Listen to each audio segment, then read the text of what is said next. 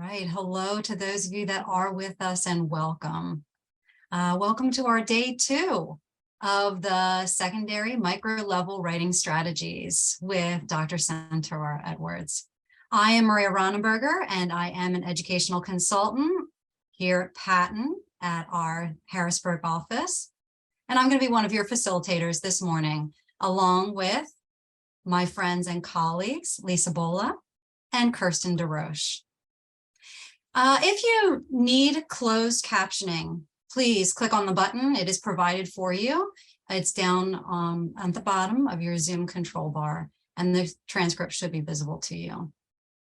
My colleagues and I will be monitoring the chat for any of your questions or any of your needs. So please feel free to reach out to us that way so that we can accommodate you. With that, I would like to introduce you to our presenter this morning.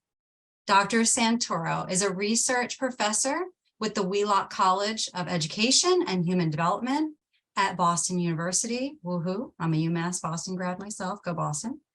She currently serves as co-principal investigator of the National Lead for Literacy Center and Lead of Instruction and Intervention Strand for the National Center of Improving Literacy.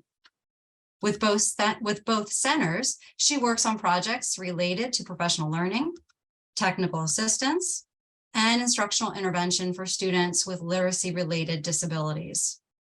Dr. Santoro is also serving as co-principal investigator on a project focused on the development and pilot testing of a Tier 3 literacy intervention, and has served in the same capacity on a series of IES research studies focused on classroom discourse, vocabulary, and comprehension of students at risk of reading and writing failure.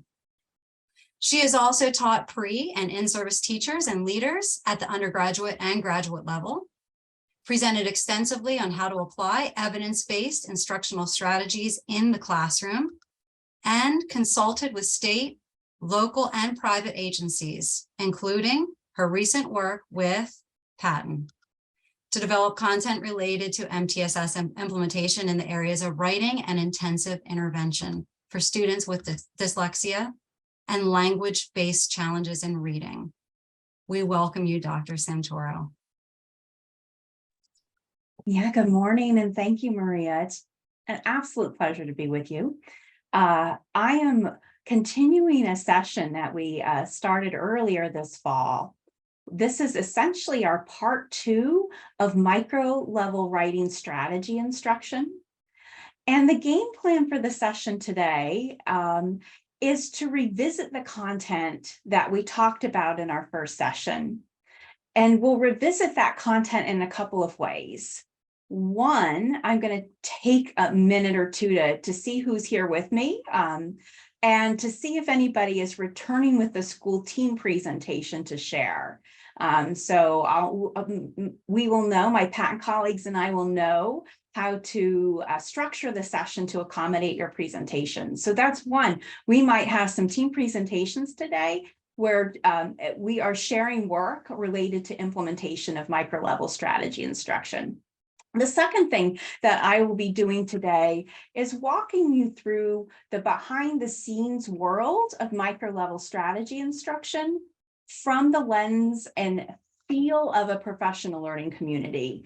So if you've come just to fit in and listen, I really would like to engage you in discussion, to watch some videos, to contemplate practice, look at some student writing samples, and all of that PLC-like content we'll do based on the time. I'll be flexible about it. We'll do that based on the how long it takes us to do potential team presentations. So right now, before I go over into my PowerPoint and share a quick review from our session earlier this fall, I'd love to know who's here.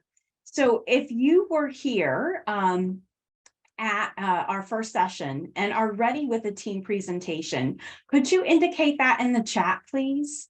And we'll just pause a minute for you to respond. So if I have individuals here who attended the first session and are ready with a team presentation to share, could you just indicate that in the chat, please? Just I'm here attending session 2, and I have a team presentation to share. And give you a few minutes.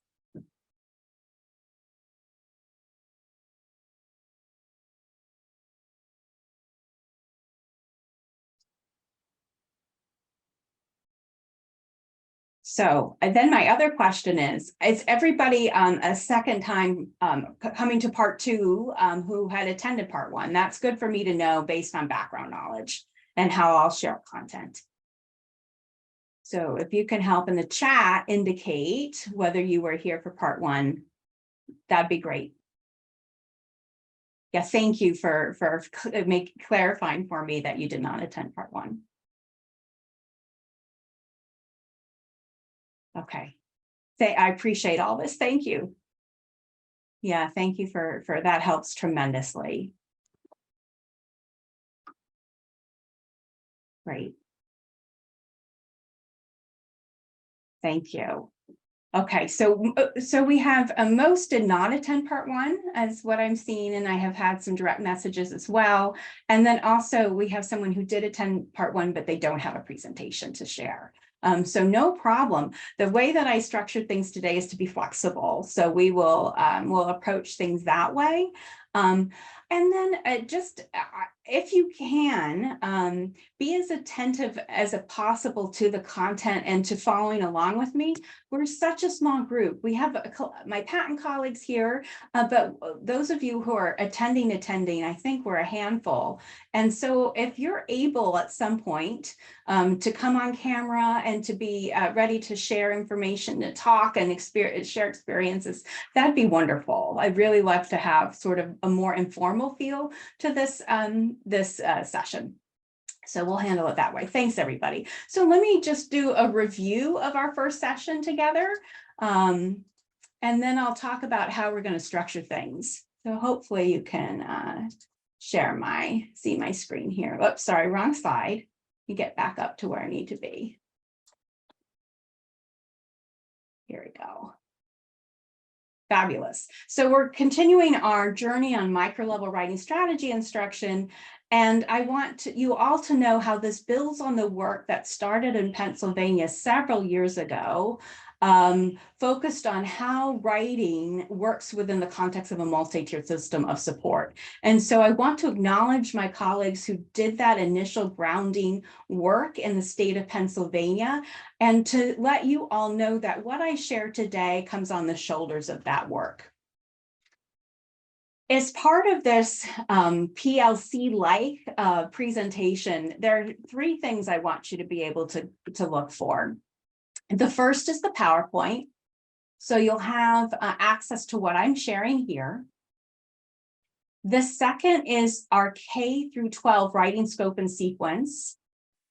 This was a document that was developed within the context of that writing work that I told you about in Pennsylvania. It's a powerful tool, so I want you to have that. And then I want you also to get access to a set of student writing surveys. The student writing surveys are a wonderful tool to help you gain insight into how students feel about writing. You probably just know that informally, if you have students who are enthusiastic writers or not, but this is a good way to tap into that. And I'll tell you more about that as we move forward. So I want you to have access to that as well.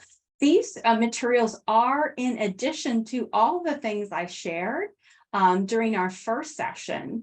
And so my patent colleagues are helping you get access to these for today, but also feel free to look back and gain access to the full set of everything from our part 1 and part 2 sessions. I really want to just focus on using the chat box today. So just be ready to communicate via chat. Also, since we're a small group, I'd love you to just be able to come on camera, turn on your microphone and share as well. So we will use the chat box and our own video sharing today. In terms of breakouts, I think we're going to keep everything in the main session as we move forward. That's my sense. But if it makes, at a given point in time, if we all feel, or I feel it's better to break into smaller groups, we can certainly do that. But right now, given the size of our session, I think we'll stay in the main room. So just so you know, I'm glad you all are coming into this second session, a part 2 on micro-level writing strategy instruction. The way that we are doing our series this year is to have a session focused on a particular topic where I do what you would feel is a formal webinar, what you come to think of a standard content presentation. I'll be doing that in virtual session 1.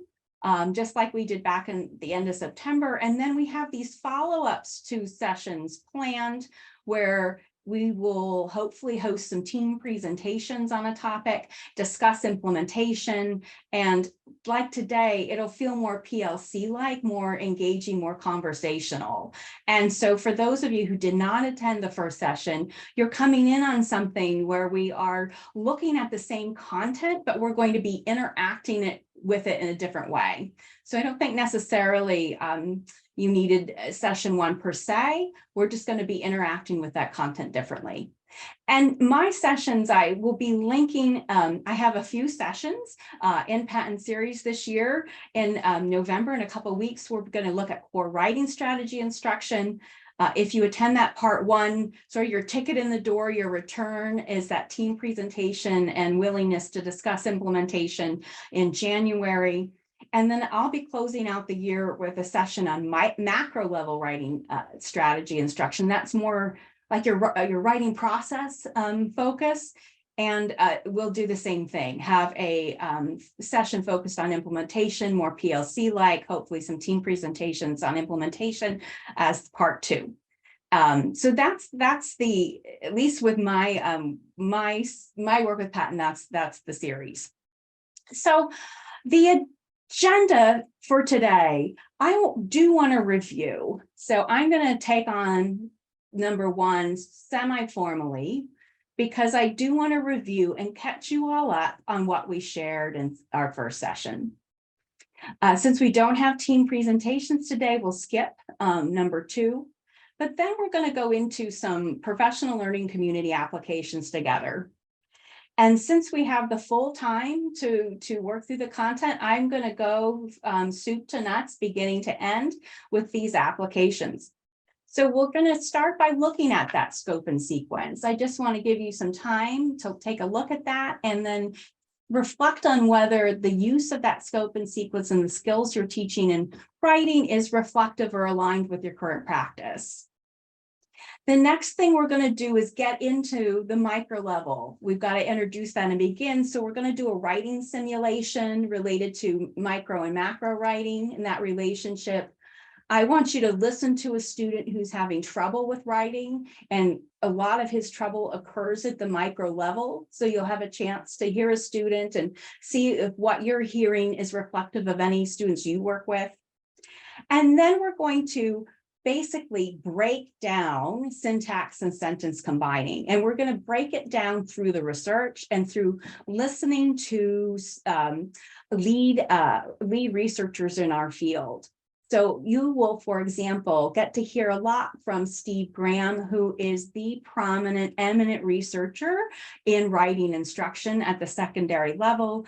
And so I'll have some video clips and questions for you to think about when we hear Steve Graham speak, as well as I pulled some information from practice guides we're going to look at together. So we'll look at that research and then talk about what that means for implementation. And then finally, get into so all of that will build to our ability to look at student writing. So all of it will be threaded together, braided together, and then we'll look at some student writing samples and talk about how you can solve and address writing challenges for those students. We'll see if we have time for the comprehension piece or not, based on our pacing there. And then finally, discuss next steps. So how can you take what we're talking about today out the door for implementation?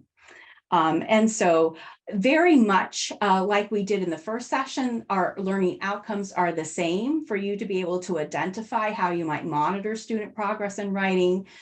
score student writing samples, identify the strategies to address micro-level skills in writing, and then implement those in the classroom. So a short review, and then I'm going to check in with you for some more conversation. This is the model that we used in our session 1 to look at how we can solve a problem instructionally for students. So these sessions are looking at instructional interventions linked to, the problem. So what is the problem? In the case of this session, the problem is students are struggling with micro-level writing skills, right? And we can sort that out and unpack it in ways that we discussed in session 1. Then we're going to think about what we're going to do, and that's your intervention, that's your instructional implementation. Doing it well and just doing it, that's your implementation step. And then evaluating whether it worked is your reflection on that practice. You're looking at data to determine if students made any growth with written expression. And so as we're thinking about secondary students today, we're looking at this continuum of from elementary grades, we teach the writing process. We teach students that writing involves planning, organizing, writing, edit, revising. And then what happens in later elementary grades and into secondary is that when that process is grounded and in place, we start to shift to more strategy.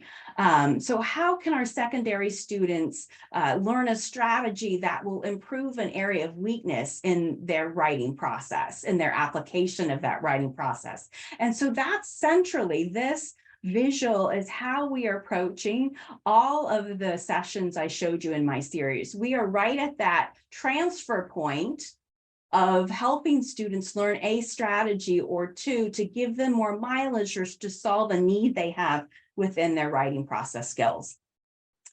And what we talked about in session 1, that there's a process for doing that. This is how we start to figure out the problem on that circle image I showed you. For micro-level writing, what I've asked you to do related to implementation is to collect student writing samples. Right? You're giving students time to write, and I want you to evaluate their writing. So we discussed having a planning component for about 1 minute, and then timing that writing component for about 20 minutes. That writing is in response to some kind of prompt. And then once you've got that writing sample, you're scoring it with an analytic rubric.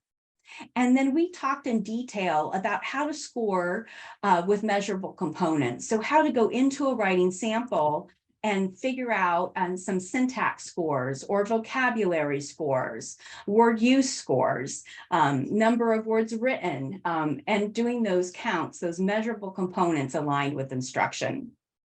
Essentially, you're scoring analytic rubric to get the overall essence of how students are doing with their writing, but then the measurable components that we talked about. So for example, looking for the number of vocabulary words written in 20 minutes that have 7 words or more.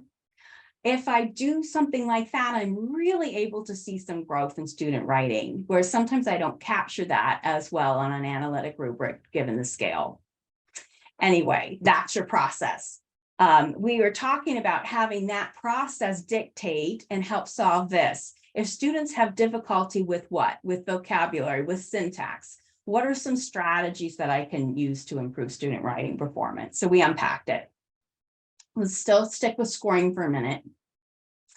Analytic scoring, so one of the 2 approaches to scoring that we looked at in our session 1 uses a qualitative scoring process to look at focus, organization, content style, and conventions of student writing. And these are universal applications related to student writing.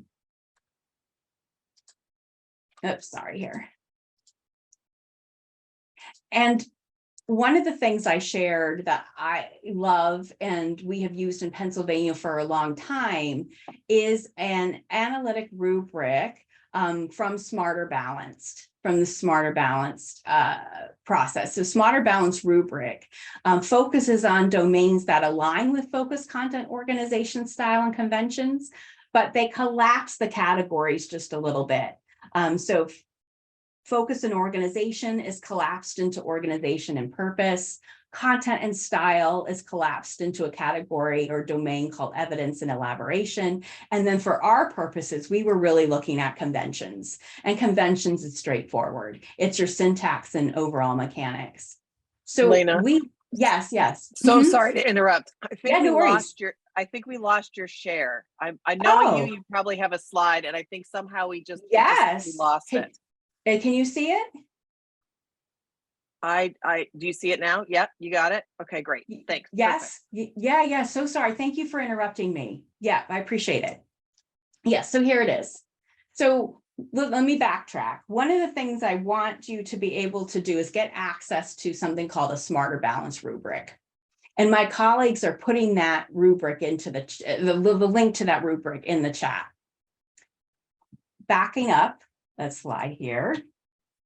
I'm looking at the generic components of writing instruction that we always score with analytic rubrics. Writing just works like this. Writing, we're always looking for focus. We're always looking for how writing's organized. We're looking for the content, the style, the conventions. These domains are scored, I think, in Pennsylvania on your Pennsylvania rubric for writing, right? For your writing assessment at the state level. Those domains are listed on the right, the left. These are the quality features of writing: focus, organization, content, style, and conventions. But essentially, what the Smarter Balance rubric does is it collapses these categories. So focus on an organization is collapsed into a category on the Smarter Balance rubric called organization and purpose. Content and style is collapsed into a category called evidence and elaboration. And conventions is conventions. Essentially, what I want to communicate to you is that the Smarter Balance rubric is assessing the same things that you do in Pennsylvania, just the domains are structured differently. And the names of these domains are different. It's measuring and looking at the same thing in the rubric. So if you pull up those rubrics, you'll see. For narrative writing, it's this. So this is what informational opinion writing looks like. That's what narrative writing looks like. Here's conventions. So it's your typical use of conventions. So this is the domain pulled out of the Smarter Balance rubric that looks at conventions. And we're looking at 2, 1, or 0, and then an NS, which is for just anything unintelligible or off topic. Lena, I will say, I just will pop on and say, I love this rubric because it does the same thing that the Pennsylvania rubric does, where it takes the focus and organization, content and style, and prioritizes that. Yes. And deprioritizes the grammar, the syntax a little bit. Not that it's not important, but it's not as important as the content and the meat of what the kids are writing. Yeah. And so that's the same as it's aligned with the Pennsylvania, where the kind of the last couple of bullets are there. So that's right. Thanks, Lisa. No, I really appreciate that interjection. Yeah, we're using it, or I recommend it. Pennsylvania recommends it. We had talked to one of the other leading researchers in the field, Gary Troia, and Gary Troia had suggested this as a good rubric to use, related just to looking at overall student progress with written expression. So do open the link and look at it as that. Then so that was the rubric we talked about. The second thing we looked at is how to measure writing in a more quantitative way, meaning that I'm going to do some counts, right? I'm going to count things. So you can look at fluency, syntax. I can count the number of words written over 7 letters or more, for example. I can look at different sentence structure. For example, I could count all the run-on sentences in a student's writing, and that could be a score. With mechanics, I can look at number of words spelled correctly, or number of words spelled incorrectly. These are things, if I have a writing sample, I can look at the first 100 words that students wrote, and I can count these things if I want. Not all of them, but I might want to focus on if a student's really struggling with syntax, I might want to just do the counts for vocabulary and the counts for different sentence structures. So this gives you a very precise way to look at how students did at one point in time versus how their writing sample looked at another point in time. And what we essentially did is I showed you how you could do these different counts aligned with areas of writing that you might want to target for intervention. So for example, with fluency and transcription, if that's an area of need, one of the things I could do is count the number of words written within a specified period of time. The other part too is that I could essentially summarize the average length of the sentences written within a certain specified period of time. That might be a way that I could start to capture or get at students' fluency. For conventions, we discussed how conventions are essentially your syntax and mechanics. And syntax is divided into vocabulary and sentence structure.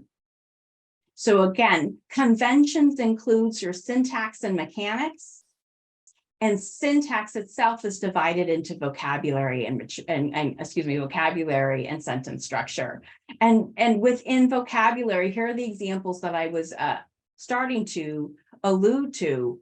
For vocabulary, I can look at an essay and divide the number of different words by the total number of words written, just to get a sense of words used.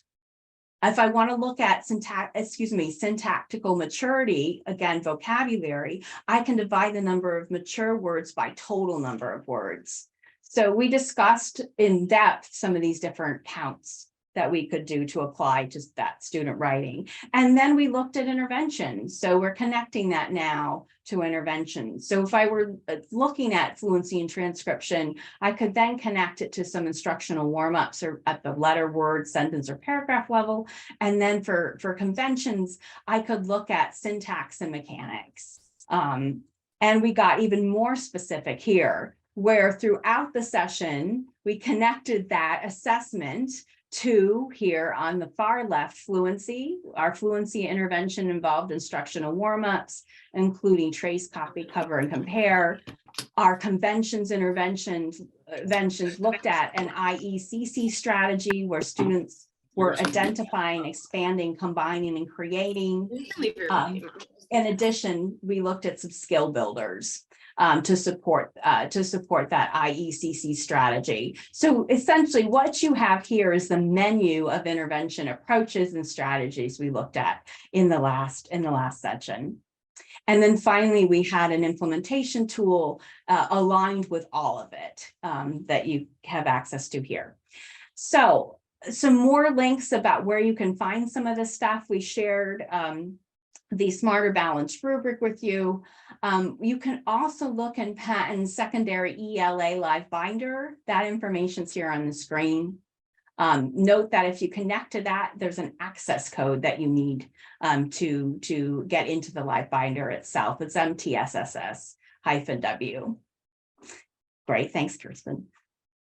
So I'm gonna just pause and skip the team presentation. I know we really got into some of the technical nuances related to micro-level writing in the last session, but why don't I just go through and skip into more of the PLC-like conversations I think that we can have related to this content. So I'm gonna stop my share here and I'm gonna set up by skipping over that team presentation content. And as I do that, I'm going to give you a heads up, Pat and colleagues, about how many do we have here today? And then I'm wondering if we can take the time to introduce ourselves with everybody, since we're such a small group.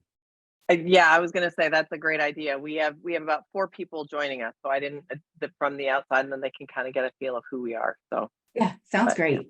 Yeah. So we're going to just pause here. I am queued up with some PLC kind of content. And so before we go into more of those conversations about this work, let's just check in, and I'd love you to come off camera and say hello and introduce yourself, and please share any relevant information or interesting information about why you're interested in this micro level writing strategy instruction. Hi, this is Nanda. I'm at IU 13. I'm excited about this. As I'm going out, my initiative is MTSS Academics. And so I do a lot of like ELA and math. And the two areas I'm hearing a lot that we haven't gotten as much attention, of course, math, but also writing, particularly at the secondary level. But I'm hearing a lot of issues on writing, and we don't do a really good job of consistently assessing it for areas of need, so that we can provide explicit systematic instruction targeted to those areas, and then what that instruction looks like. So I'm definitely excited about all your resources and information to kind of share that out and let people know that there's about a process that they can then use that is good. And I liked like your warm-up activities a lot in the last one. I thought that was so awesome. I'm like, teachers are going to really love that because they don't think about that. So no, I love you. So yeah, so thank you for Great. Well, thank you. It's good to see you. Welcome. Welcome. It's good to see you again. Yeah. Let's see. Others. Hi, Shannon. Oh. Thanks. Yes, oh. Yes. I think they're together, so they want to keep one mic. Yeah, great. Hi. Hi, we'll introduce together. I'm Shannon Koutsakostas, and this you can introduce. Kathy McCardle. I'm the literacy coach at Crossroads Middle School in West Shore School District. Christy Martin's with us too. She's just zooming from a different area. Gotcha. So we're working as a PLC to implement some micro level writing strategies here at Crossroads. Christy's learning support. I coach 6th through 8th, and Kathy teaches 6th grade ELA. Fabulous. Well, welcome. And I'm glad you're here together. Thank you. Yeah, thank you. Thanks for introducing yourself. And anyone else still here that I'm missing? Hi, I'm Christy. Sorry. Yes, hi, Christy. Hi. I was trying to turn my sound on while Shannon was talking, but no worries. Thank you. Yeah. Tell us about where you teach. I'm at West Shore with Kathy and Shannon. I teach 8th grade special ed. Okay. And perfect. I like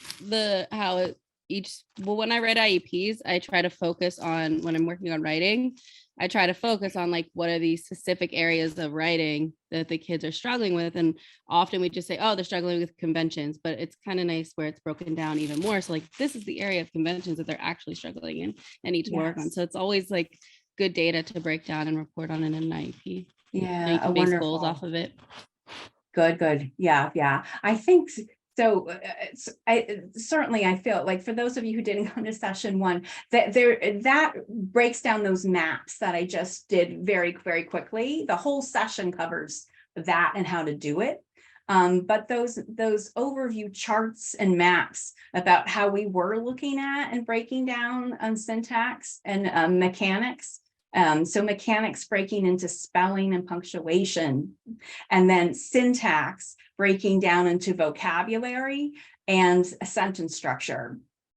And vocabulary is, it's really the parts of speech. So that's where, right, if kids don't understand how parts of speech work, they're not getting the vocabulary of the sentence.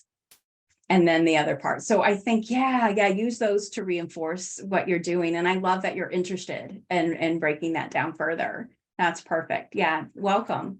And I think Lena, I put the recording for the previous session because that's on our patent website. So I put the link in the chat. So if you weren't able to make it for the first session, you want to tag that, you can go ahead and just bookmark it.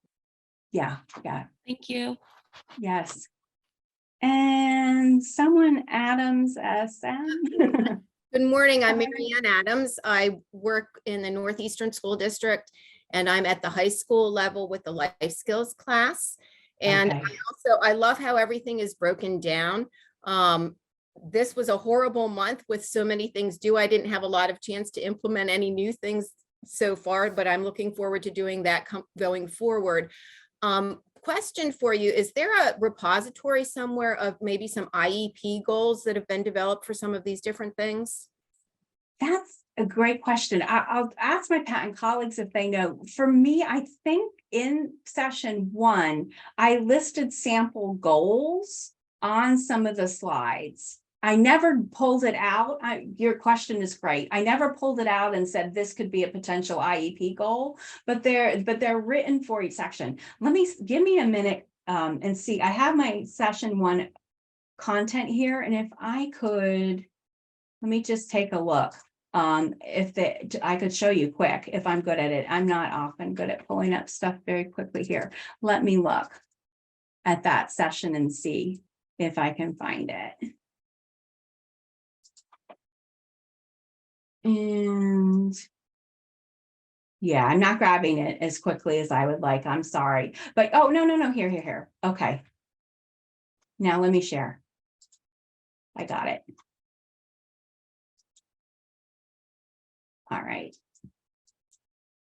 And so I just dove into syntax, for example, from session 1. And we were talking about how to measure it through measurable components. And down below at the bottom, you can see the sample goal listed.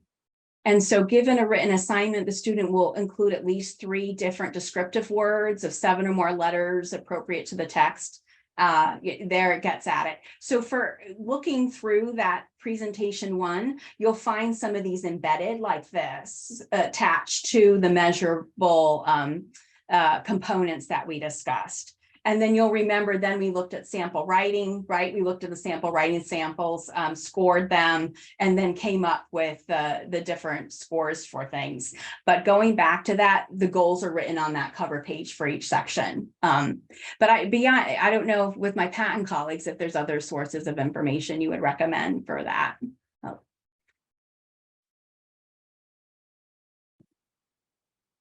The only IEP goals that I know of that we at Patent have would be on the annotated IEP, and they're not necessarily specific to writing. So that would come out of those initiatives. So Okay. Unfortunately, I don't know of any others off the top of my head, but I will do some digging. Yeah, thanks. Thanks, Kirsty. Yeah, and I think in my experience, that's so student sensitive that making goals, sometimes what has happened in the past is that, you know, in special education, you see a goal and then everybody ends up with that goal across the state. And they need to be so individualized that making giant blanket goals sometimes can be really difficult because we really need to know where the student's starting and where the student's finishing. So and there is a short-term coaching support that you can get from Patent as well. There's a request that you'll see at the end. Or your IU TAC consultants can help you with those goals. But oftentimes, and we've had a lot of IU TAC who've come through this as well, and they write goals around a micro skill and a macro skill. So what often we see people doing with the IEP is they look at things like how many words are students writing in their fluency. They have a fluency goal. So are they writing how many words per minute, and is that appropriate? So they'll have that, or they'll have a word spelled correctly goal, correct writing sequence. And then they have another goal that's about more content based. So more looking at one of those bigger things on the scope and sequence. Jen just unmiked, so I think she's got something to offer as well.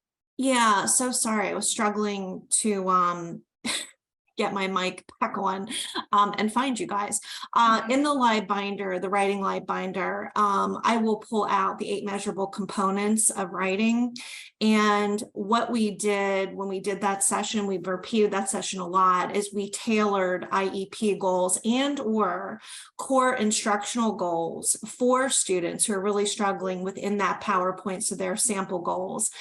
And Lena mentioned she's interspersed them within her PowerPoint, but I will give you just that information in and of itself, which has everything I think you're looking for.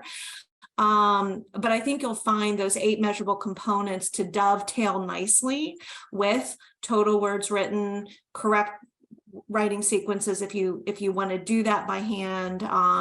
We're mentioning star paw. I see that in here as well. So anyway, I'll put that in the chat, and I apologize for struggling to get it to you, but I'll get it to you in a couple of minutes. Yeah, thank you, Jen. That's fabulous. That's it. That's your core document that you all want to find. And essentially our first session, that micro session, we looked at a handful of those. We didn't look at all 8. We featured very heavily and went into more detail on 4 or 5 of them. And so Jen's presentation is the overview. And then what we did was a deeper dive, and we looked at how to score, and we just focused on measurable components aligned with micro level skills.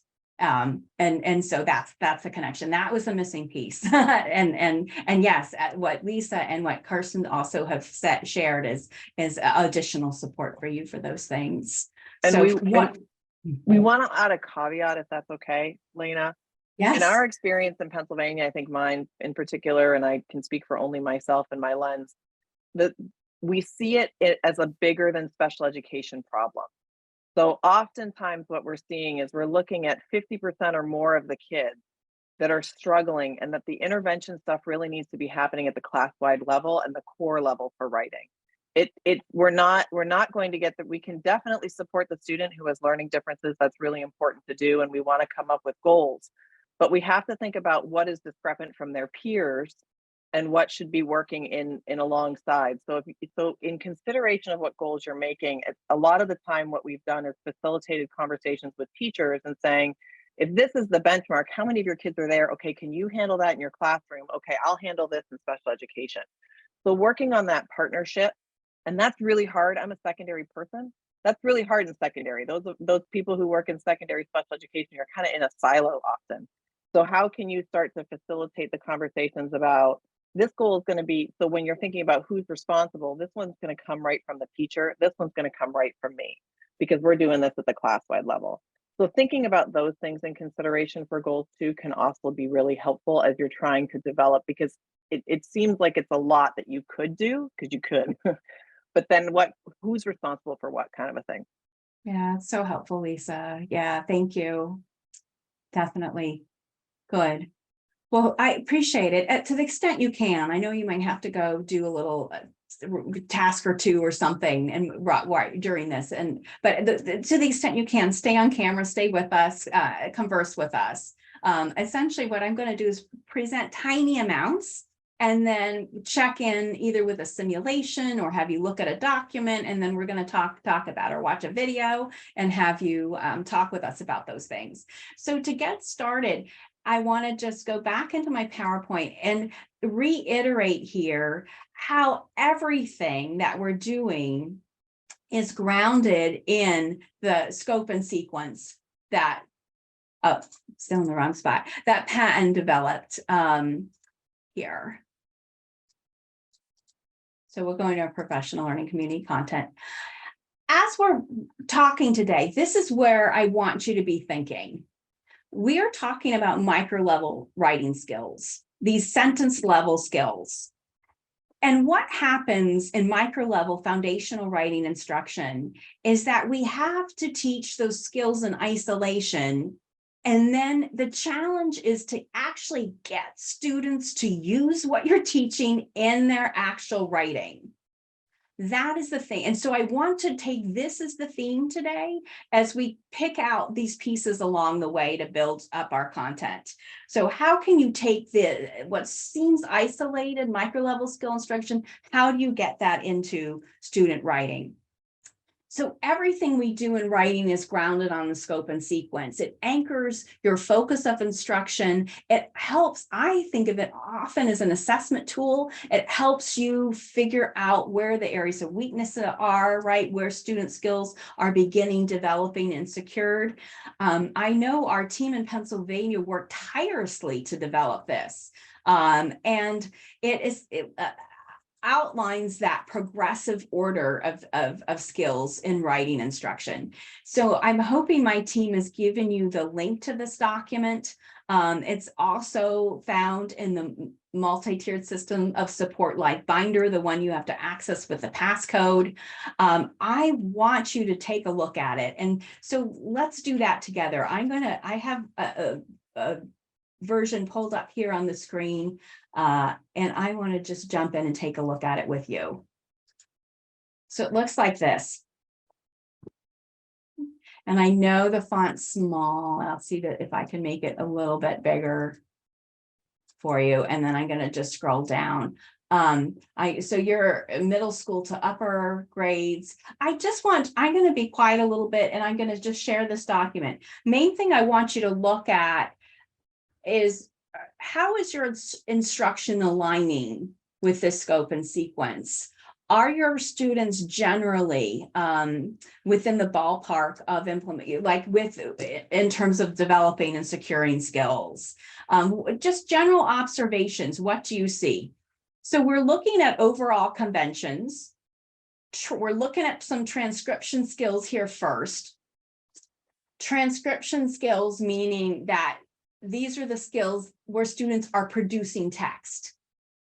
We produce text through our spellings, and we need handwriting and keyboarding to produce that text. And so there is a set of skills related to just getting written text onto the page or screen. So you can see mostly we want things to be, yeah, you can see. And any questions you have on beginning development secured. You'll then notice we get into mechanics, capitalization and punctuation. That's next. So I'm just going to look through and keep this here so you can see. So looking at capitalization and punctuation.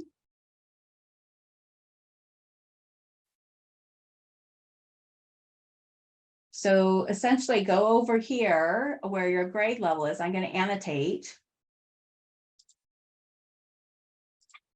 So you're looking for your grade level here, right?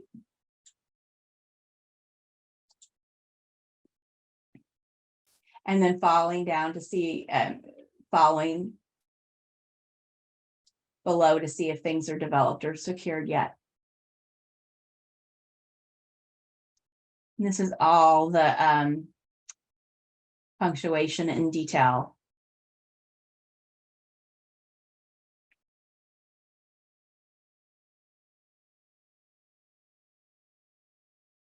And now we'll go into parts of speech. So parts of speech, sentence parts, that's vocabulary. That's the vocabulary. So in the middle school, we're still developing skills. We secure them. I'm looking at nouns, for example. We secure them middle of high school. And why is that? Because it's the vocabulary becomes more sophisticated. The use of words and sentences becomes more sophisticated. I'm going to just scan down a little bit more. And now we get into the sentence structure right below with writing complete sentences and different types of sentences.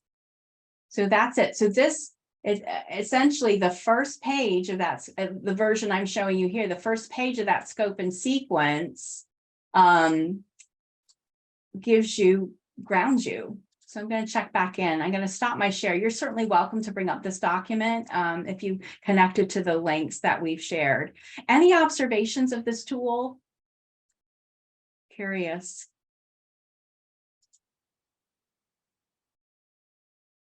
Does it align? Does it align with? Or maybe it's the only one you've got access to. Could that be the only scope and sequence for writing you've seen and you have had access to? Yeah, you're welcome to come off mic and share any reflections.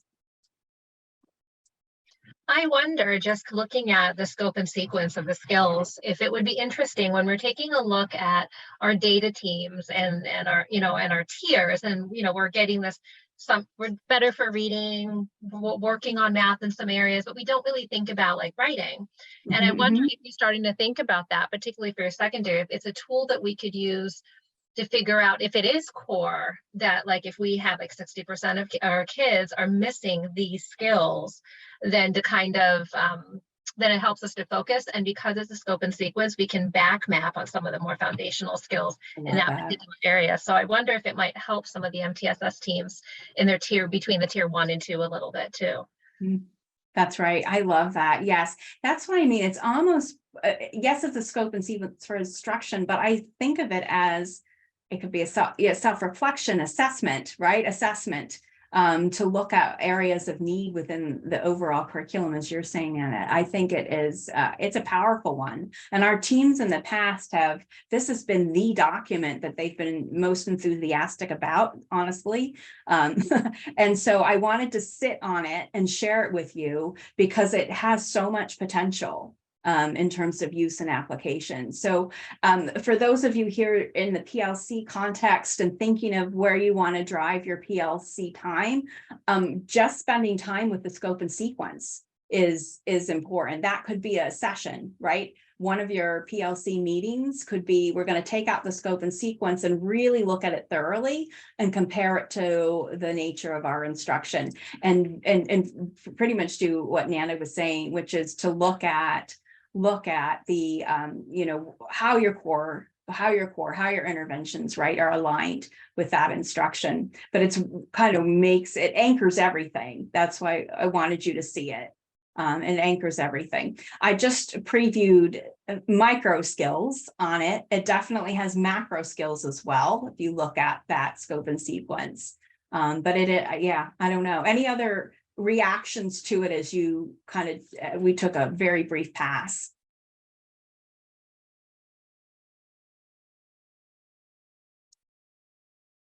No worries. Yeah. So just note it, bookmark this. It's really a good resource to use. Yeah, I appreciate Shannon's comment. Thank you. Yeah, the struggling related to time to effectively teach ELA in one class. Yeah, and that to me, yes. So yes, unfortunately I don't have any magic wand solutions to address that.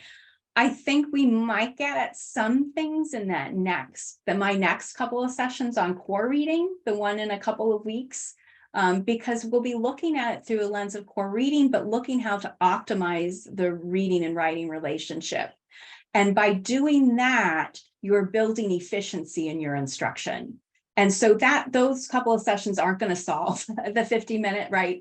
But it might give you ways to think through the lens of, if I'm doing this is the reading skill I'm targeting, I can target writing because it's a parallel thing. And so though that session on core reading will focus on that kind of thinking. And I know I know the direction of where you're coming from with that comment. There's just no efficiency, right? Because you have to teach, it's so much. And so that'll be where I'm heading next. All right, so scope and sequence grounds it.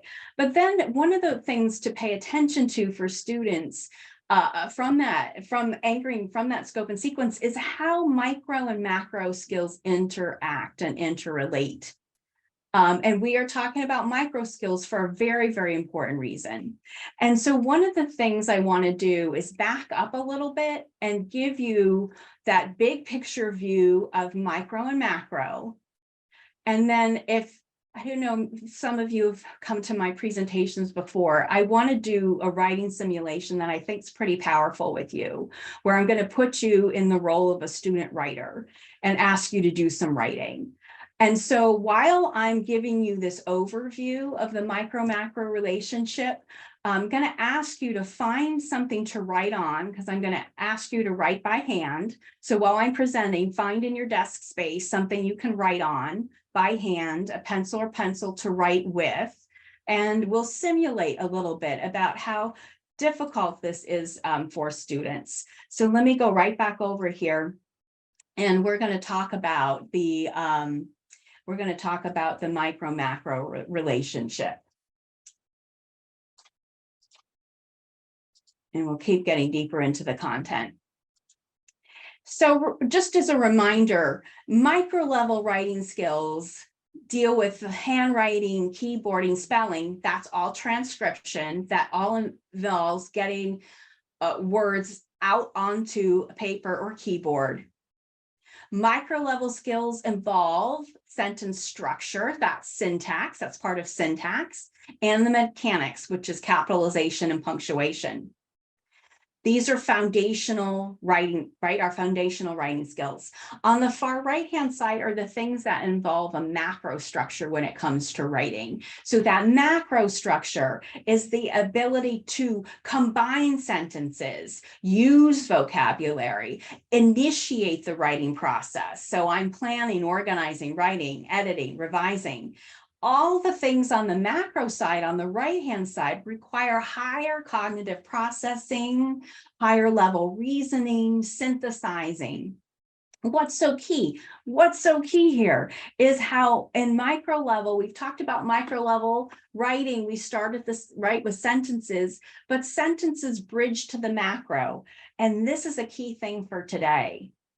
If I can get students to write a really good sentence, that sentence in and of itself tells a story. It has meaning. And so that's why in this graphic, you see sentences bridging to the macro structure, right? So micro versus macro. Micro foundational skills underlay macro structure. Macro structure relies on what happens here with foundational skills. So as you'll see in a little bit in the simulation, micro supports macro. So a couple things. First, before I go to my simulation with you, I want you to listen to Dr. Steve Graham.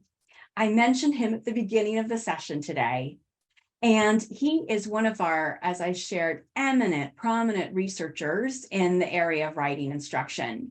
He's also the lead author of a couple evidence-based reports that we rely on in our field to understand what best practices are in writing. What are the evidence-based effective practices in writing instruction? And he's organized and has led those efforts to distill the research. So I want you to hear his voice today as we move through some of our discussions.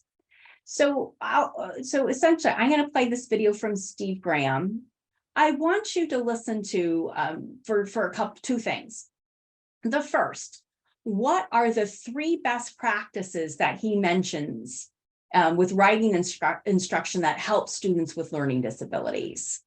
And yes, he mentions his learning disabilities, but I think of what he's suggesting as 3 best practices, things that would work with struggling writers. And here's the second thing relevant to this conversation about the relationship between micro and macro. I want you to listen for what he says about that. He's not going to say the words micro and macro, but he will talk about foundational skills and higher order skills related to the writing process. So he'll phrase things in a different way, but he's essentially speaking our language about micro and macro. So give me a moment to cue up that video. And again, as I'm doing some of this organizational stuff, be ready to do some of your own writing, meaning you need a paper, pencil on hand for that simulation. So let me go here to my video and I'll play this clip for you from Steve Graham.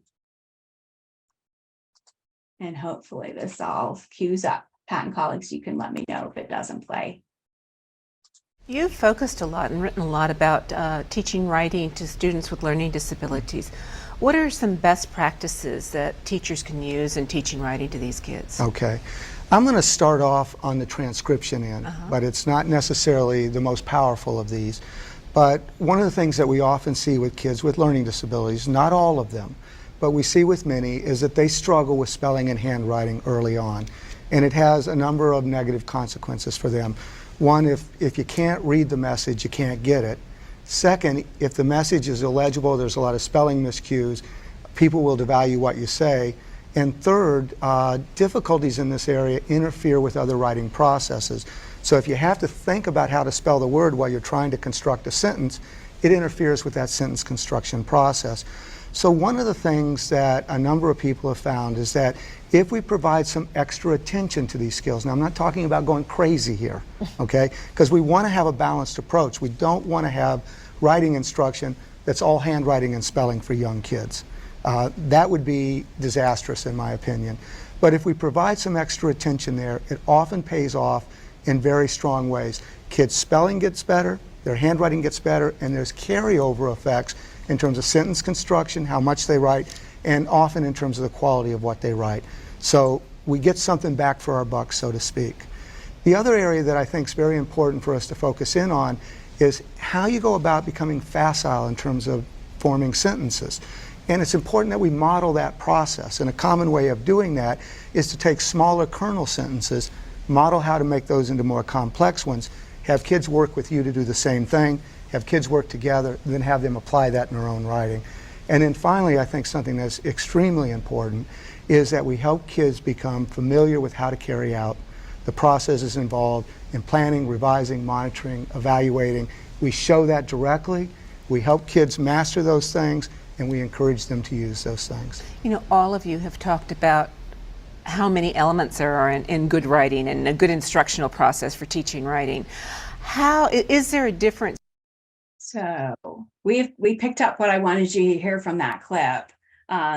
Steve Graham mentioned those features and discussed the relationship there between macro and micro writing a little bit. What helped me come up with those three things that he said are fundamental for students with learning disabilities? Help me call those out. At least what, you can write it in the chat if you prefer, or come off mic, but tell me at least one that you heard. You don't have to share all three, but maybe one.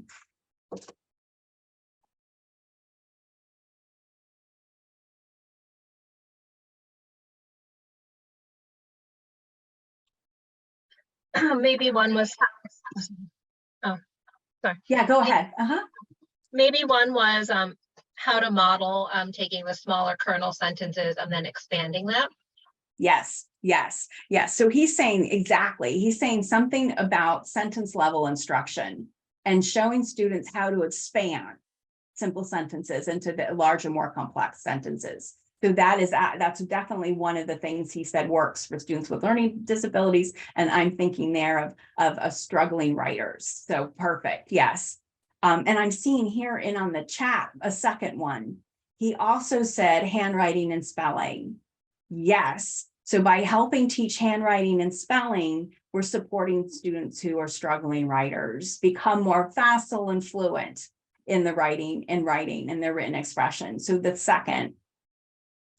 And I'll help add the third. The third was teach the writing process. So teach it explicitly. Students, they don't know how to plan, organize, write, and edit, revise. They don't know how to essentially carry through with writing. So they need to be explicitly taught that writing process.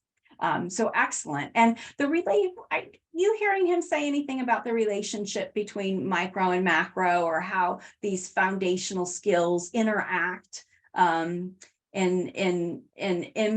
influence written expression? Anything there? It was a kind of underline. It was an undercurrent in what Steve Graham was saying.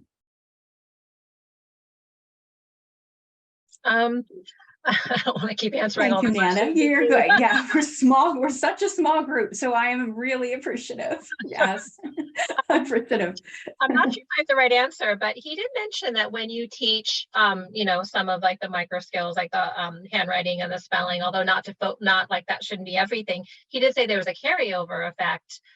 Yes. Onto like the sentence structure and that kind of thing. So I'm not sure if that's the. It is. It is. And I'm going to show you and have you feel it as a student writer in just a minute. But it is, if those foundational skills aren't fluent and automatic, it really impacts how I can compose or create a written essay. It's very similar to reading. It really is. It's the same idea in reading. If students don't have those foundational decoding skills, they're often so focused on figuring out the word, they don't have the capacity to comprehend. It's the same relationship, and you got it. So get ready with me, camera on or not. I would love you to do a simulation. That's next, to show you what this relationship feels like from a student perspective. So again, I'm going to bounce back into my PowerPoint, kind of cue this up for you here, and then we're going to give it a go. So this is how I'd love you to approach it. I want you to write to the prompt, my favorite vacation spot is. So my favorite vacation spot is, that's what I want you to write to. And so I'm going to go through this process. This is my routine for helping students write to a prompt. We discussed the writing prompt a little bit together, so I'll just model that out loud. When I'm thinking about my vacation spot, I can think about a vacation I took, a trip somewhere where I traveled. I could have traveled far away, or maybe it's something I did in my hometown. Maybe it's a park or a hiking trail I visited. My vacation spot could also be somewhere where I like to enjoy myself, get away from work, just feel refreshed and rejuvenated. And in my world, it's my little garden in the backyard. So I live here in Alexandria, Virginia, outside of Washington, D.C., and I have this little tiny space in the back that I've been working on in terms of a garden space. There's a little patio and garden, and it is the most relaxing getaway place close to home I can take. So I'm thinking that might be something I might write about. Right now, I'm going to move into the planning phase. And on your paper that I asked you to get ready, please do anything that will help you write this essay. You can diagram it. You can draw a brainstorm map if you'd like. You can write some vocabulary words that you'd like to use in this essay. I really want you in this planning phase right now to be immersed in whatever vacation spot you're going to describe. So get ready to think about all of the things you want to communicate, and you're welcome to outline it, brainstorm it, draw out your writing plan, write down those vocabulary words that you'd like to use. So I'm going to just give you some moments to think and plan, and I'm going to just stop talking for a minute or two here.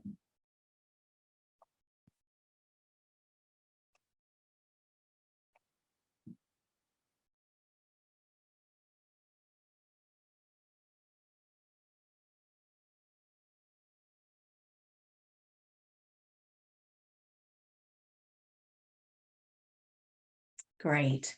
So work on getting your plan ready, okay? Now I am gonna give you a cue to start writing, but wait till I prompt you, okay? So to get writing, make sure you have a blank space ready to write. I'm going to time you for 3 minutes. And before you write, here's what I'd like you to do. I'd like you to switch your writing implement to your non-dominant hand. All right, so if you're a righty, I want you to switch your pen or pencil to your left hand. And then if you're a lefty, switch it over to your right hand. And that's why I want to simulate this by writing and not keyboarding. So now that you're all set to write with your non-dominant hand, we're going to begin. So begin. And I'm going to time you here for about 3 minutes. So write about your favorite vacation spot. Good. You could be writing.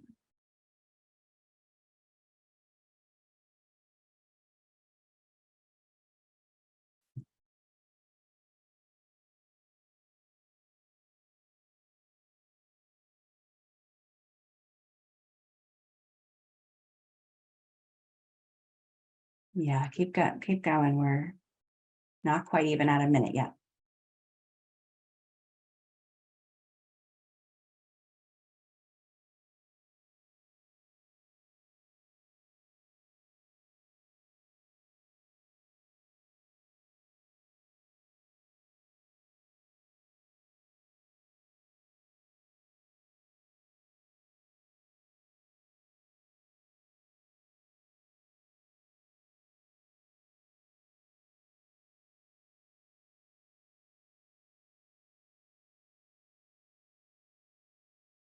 Yeah, good. I know it's really, it's very hard. I hope that's it for many of us, this is very hard, right? So I won't let it play out for the full 3 minutes. We'll only do 30 more seconds. So get to a stopping point in the next 30 seconds.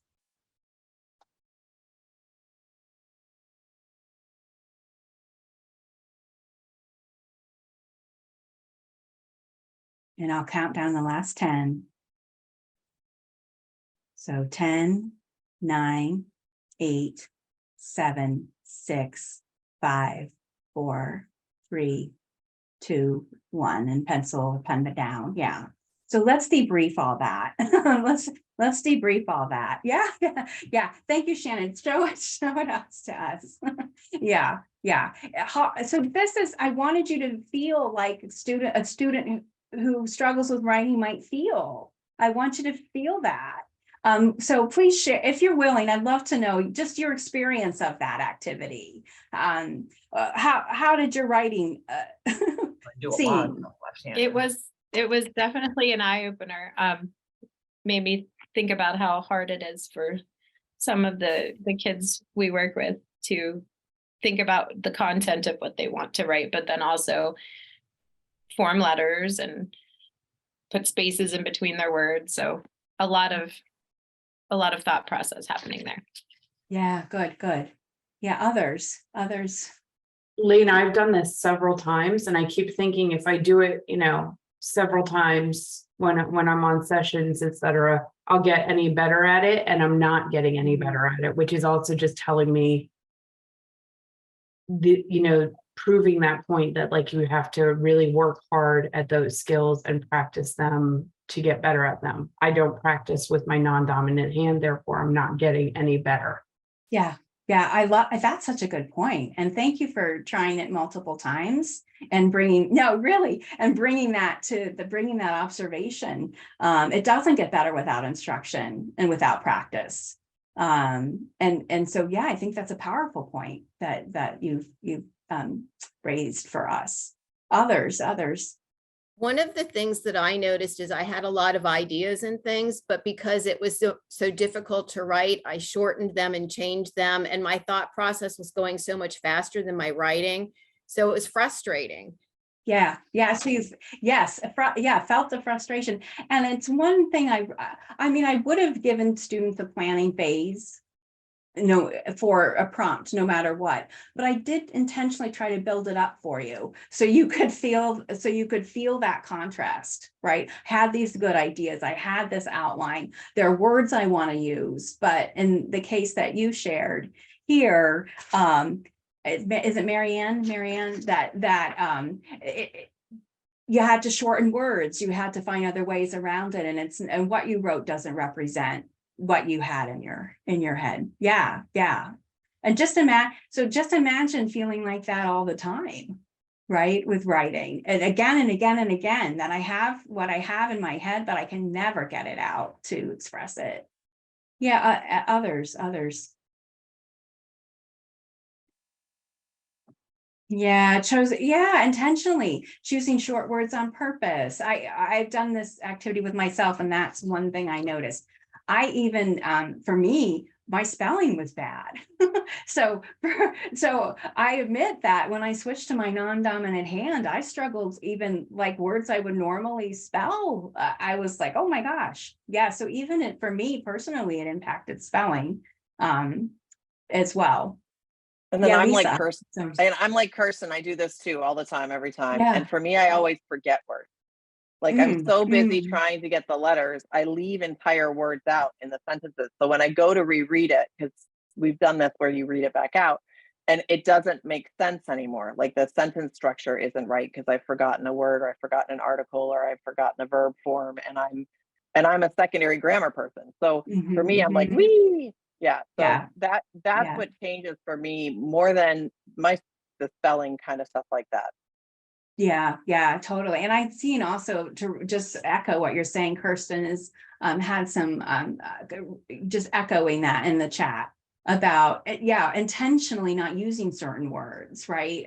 Change, like using a simpler vocabulary word, or a word that was easier to produce by text because it was just, hard, wanted to you get content, and then not caring piece too.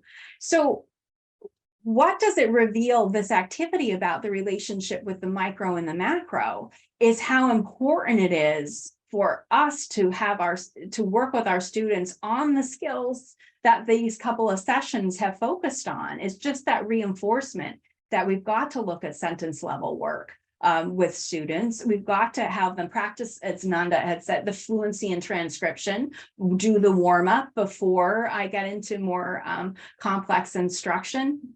So that it just is really reinforcing that. And I want you to see that micro macro relationship through the window of a student.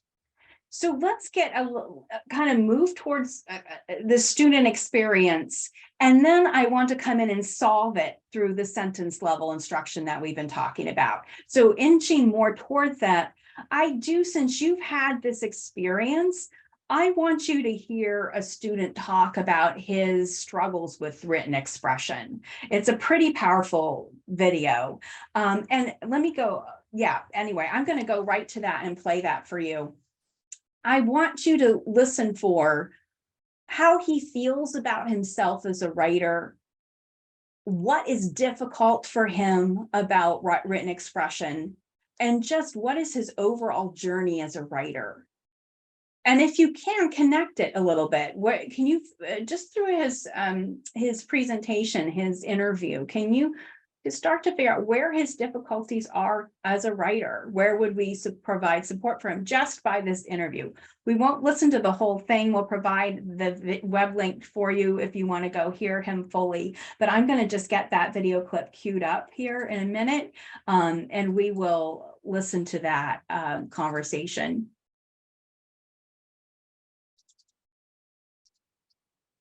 Okay. And just a second. I will get him ready for you here. And now I share my screen.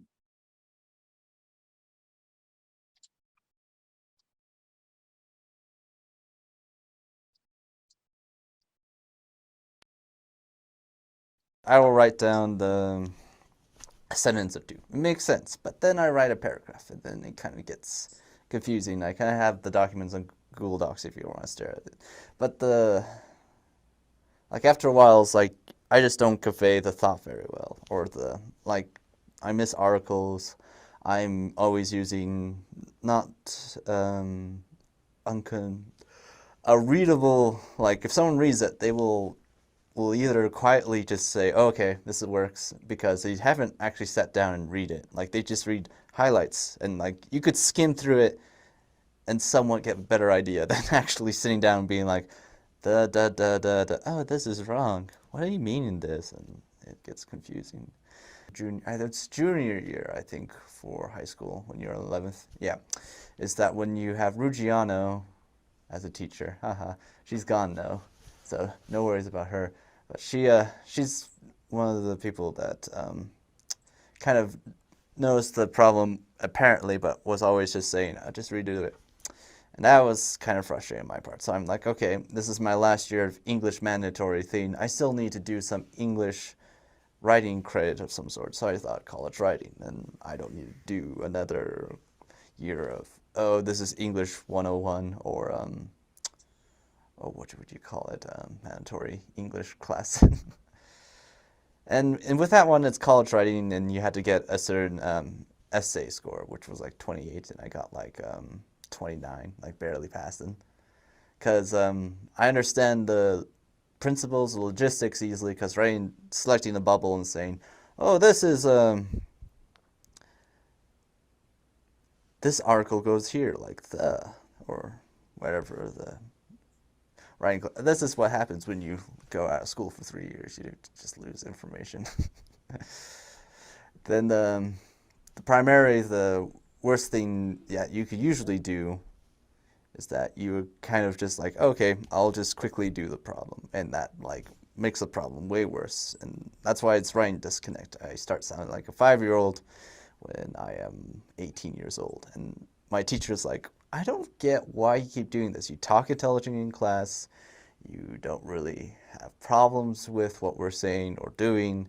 You follow the lessons very well. But when you turn in an essay and I actually sit down and read it, it doesn't make sense for your personality, your intelligence, and what usually you convey. Like I could see remnants of like, if you were 5 years old, you would be like this, trying to do a quick hash job of a college writing class, which I thought, oh, okay, well, thanks, teacher.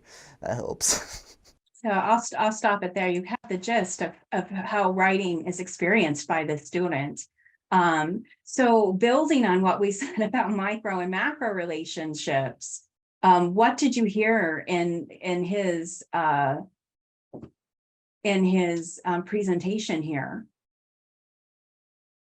What is writing like for the student? So we're building again towards, how we're going to solve this.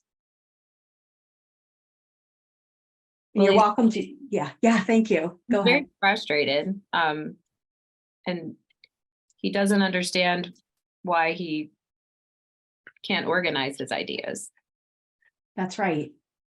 That's right. He even labeled it. It was hard to, his speech is also interesting to listen to, but he called it writing disconnect.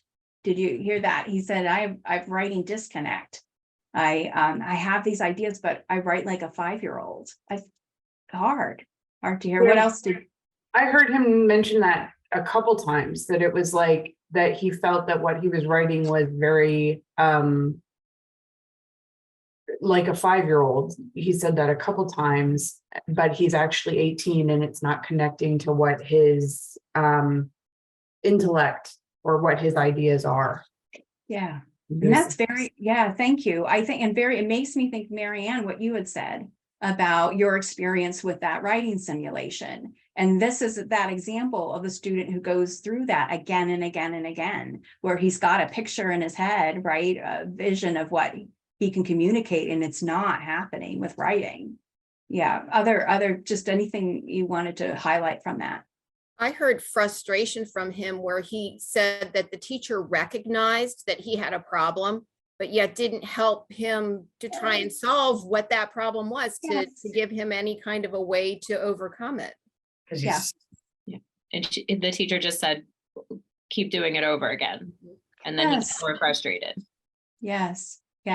He was also mentioning something about how I was understanding that he's 18, so potentially a senior, but that he's looking for or waiting to kind of get to a point where he can stop taking English and writing classes, right? Like he mentioned something about needing 3 credits of that.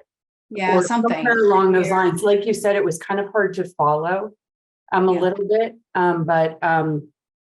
but needing those 3 courses. And is he almost finished with getting those so that he can move into something else? Mm-hmm. Yeah.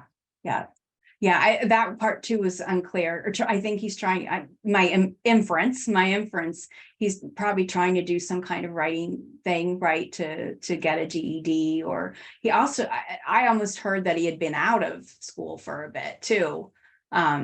That was, I think, as part of it. And so maybe he was out of school, but now trying to meet credits or something. So that's there.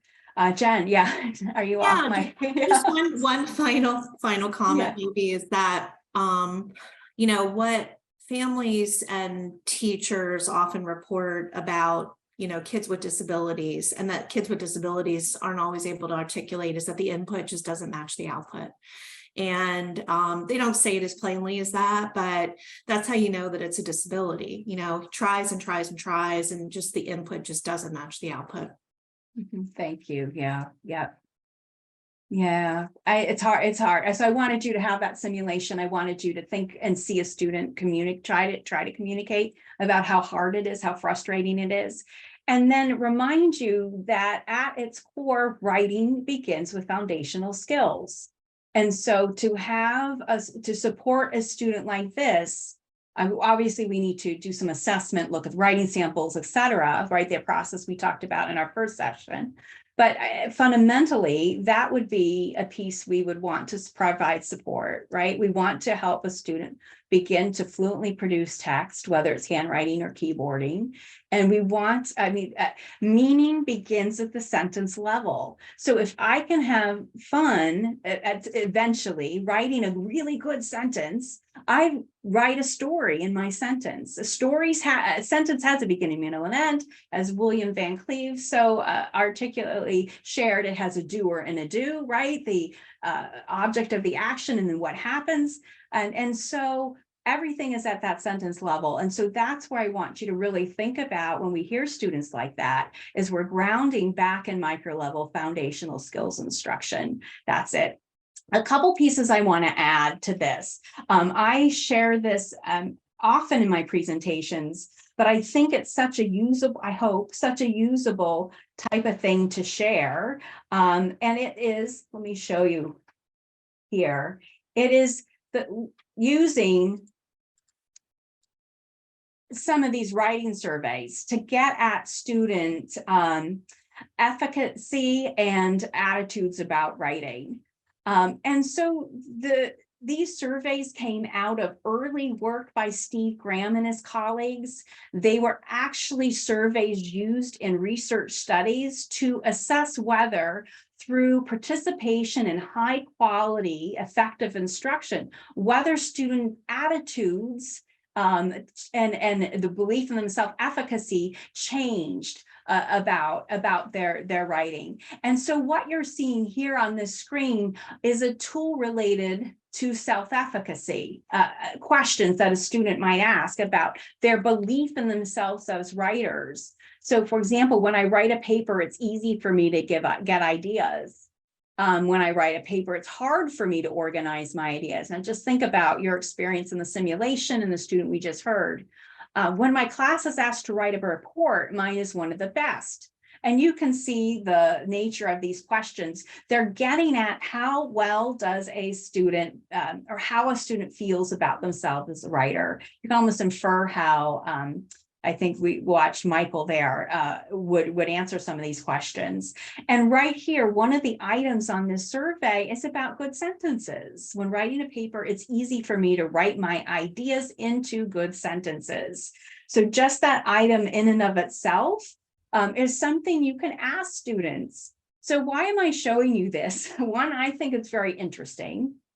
But another is you can use this as data. You can give a small group of students that you might be working with these surveys, or pull a few items off the survey, and you don't want to give 9 or 10 items, pull 3 or 4, have them complete the survey before you do a new unit, a new theme of instruction. And then when you finish that theme of instruction or unit, you give the writing survey again and see how students respond. This is another source of data. If students improve, right, if their belief in themselves improves, that's a wonderful data source. Steve Graham and colleagues in their research papers give us permission as educators to use these surveys and tools. And so we are sharing them and you have access to them in the Google Drive.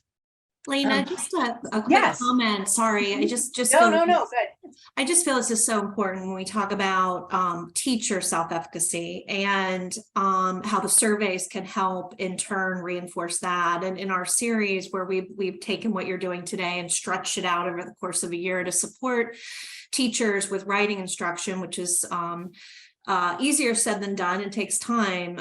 One of the first things they report in their presentations on outcomes is this total change in classroom environment and how it has impacted them. Like they literally cry over the outcomes they see, their own practices, and how those have changed, et cetera, et cetera. So we just can't say enough about the things you're covering today and will be covering in future sessions, and the impact that it's had on teacher self-efficacy, notwithstanding student self-efficacy. Yeah. So I just thought that was important to mention. Like that. Thank you. I like that. Thanks, Jen. Yes, that's another PLC group. Another thing you can do with this survey is answer these questions for yourself. How do you feel about writing? How do you feel about, right? You can answer them as yourself, as a teacher, as Jen is saying, and do that at this point in the year, and then hopefully participate in the wonderful series and training opportunities Patna has, and fill the survey out at the end of the year for yourself, and see if there's change. Hopefully there is. But for your students, look at those. Note the difference though. There's one on self-efficacy. That's like how I believe do I believe I'm a good writer? Do I believe in myself? Can I do it? That I can thinking, growth mindset. That's your self-efficacy one. And then there's one on attitudes. And the one on attitudes is just, do I like writing or not? Would I choose to write or would I choose to do a math problem?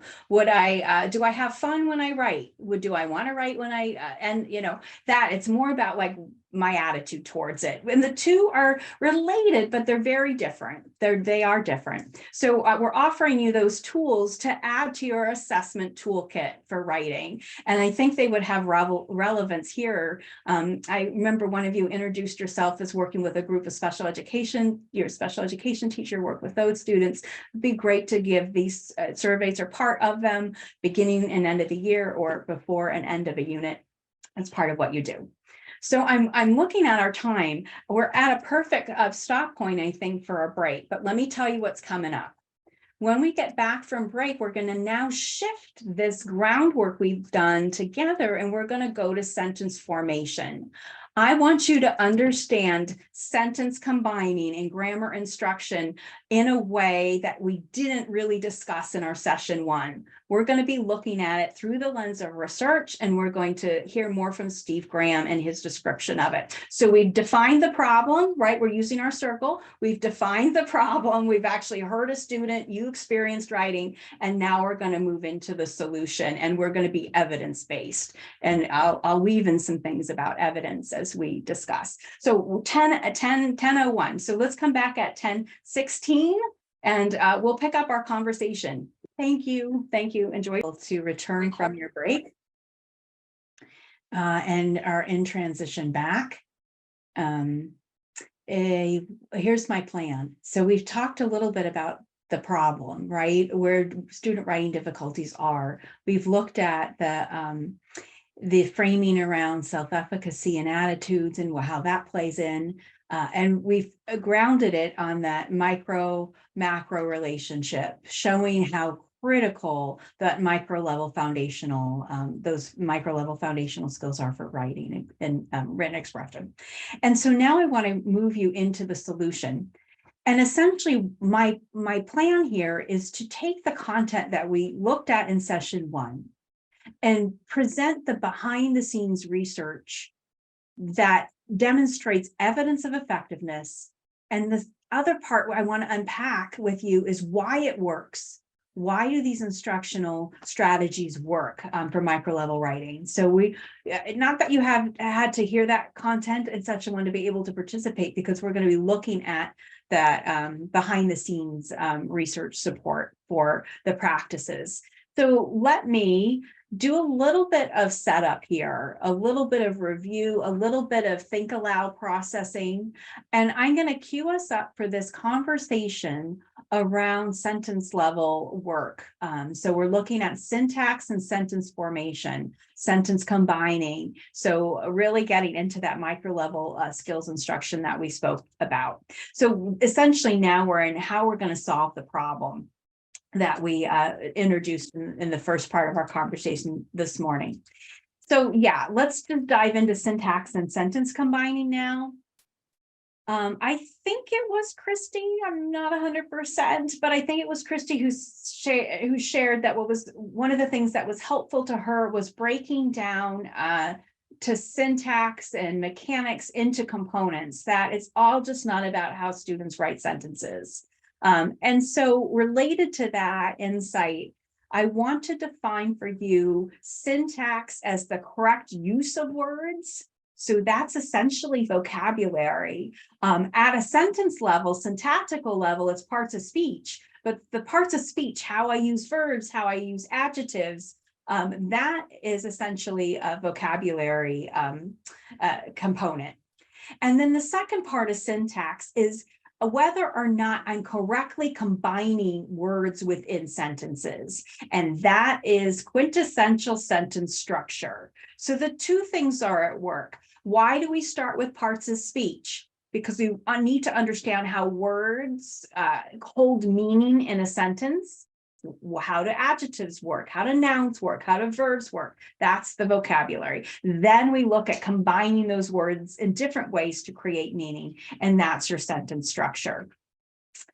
So this is our instructional planning template that I'm using across all of my sessions, and we're focusing on, right now anyway, on the far right bucket, conventions. And you can see how I've highlighted syntax to pull out as the focus of our conversation. We're going to be getting into the vocabulary / parts of speech and sentence structure a bit more. So one of the things that that I talked about was, then if students have this need, what do you do about it? What are your what's your repertoire of interventions? What's your intervention toolkit? And so related to that, I want you to see and review what we looked at in our first session. We talked about optimizing something called the IECC routine. It was teaching kids how to identify a certain component in a sentence, how to expand a sentence, how to combine sentences, and then how to use what I'm learning to create my own sentence. We're going to really hold that routine to our research challenge, if you will, today. We're going to look at that and unpack it in depth. Other things we spoke about were ways to support the IECC routine through skill building, use of grammar building charts and word choice exercises, how to make lists of words, and then get what we're doing at the sentence level into the writing process. And so I shared a writing process strategy prompt card that could be used. Again, I said centrally, I want you to think in the back of your mind today about how I take sentence level work and get it over to the writing process, get kids to write really good sentences when they need to. So keep your eye on that IECC routine, and let's really unpack this right now. So IECC has students go through a sequence of steps, right? We begin by having them identify a certain component in a sentence. It might be, I'm going to talk about adjectives. I want you to find the adjectives. And so we're going to look for them and underline them or circle them in the sentence. Pause for a minute and notice that what's listed here is a traditional underlying activity. Hold that. It's identifying, when I'm asking students to identify a specific element in the sentence, I'm asking them to engage in a traditional underlying activity. After students get to know that element I'm focused on, and let's just say it's adjectives, then what I want students to do is I want them to be able to expand that sentence. So link two very simple sentences with interesting adjectives into a longer sentence. That is what Steve Graham said was effective for students with learning disabilities. And I think it was Nanda who noted that sentence expansion, taking a simple sentence and making it more sophisticated, was one of the strategies that work for struggling writers. Here is where I want to go and have a conversation today. I want to move you into sentence combining and figure out why that helps students. And then this part, I'll extra star it for you there.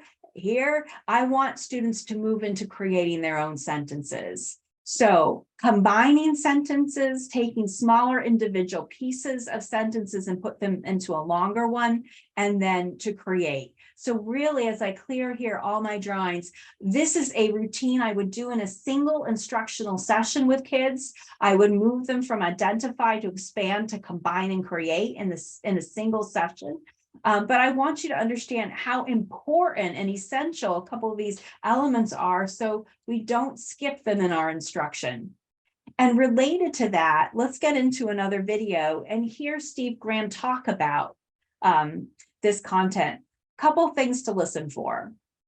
One, this is a great segue video because you can continue to hear more about the relationship between the micro and the macro, or the foundational skills and the higher order composition skills. And Steve Graham specifically uses the term cognitive load. So there's a little bit in there that connects to the content that we just processed. The second thing I want you to do, and this is inching us closer to understanding our solution, our micro level strategy instruction solution, and that is to understand and find out why Steve Graham says that teaching grammar and sentence combining is important at the secondary level. Why teaching grammar and sentence combining at the secondary level is important. And he talks about how we should teach grammar. And as you listen to his explanation, connect it to what I just showed you related to that IECC routine that we have really looked at in depth in session 1, and now we're looking at it from a backdoor research evidence-based perspective. So let me cue up that video. When I come back, we'll just hopefully you can put it back on cameras. We can have a conversation about what you heard. You're welcome to listen for anything else that just strikes you in this video explanation. So back to a little bit here with Steve Graham.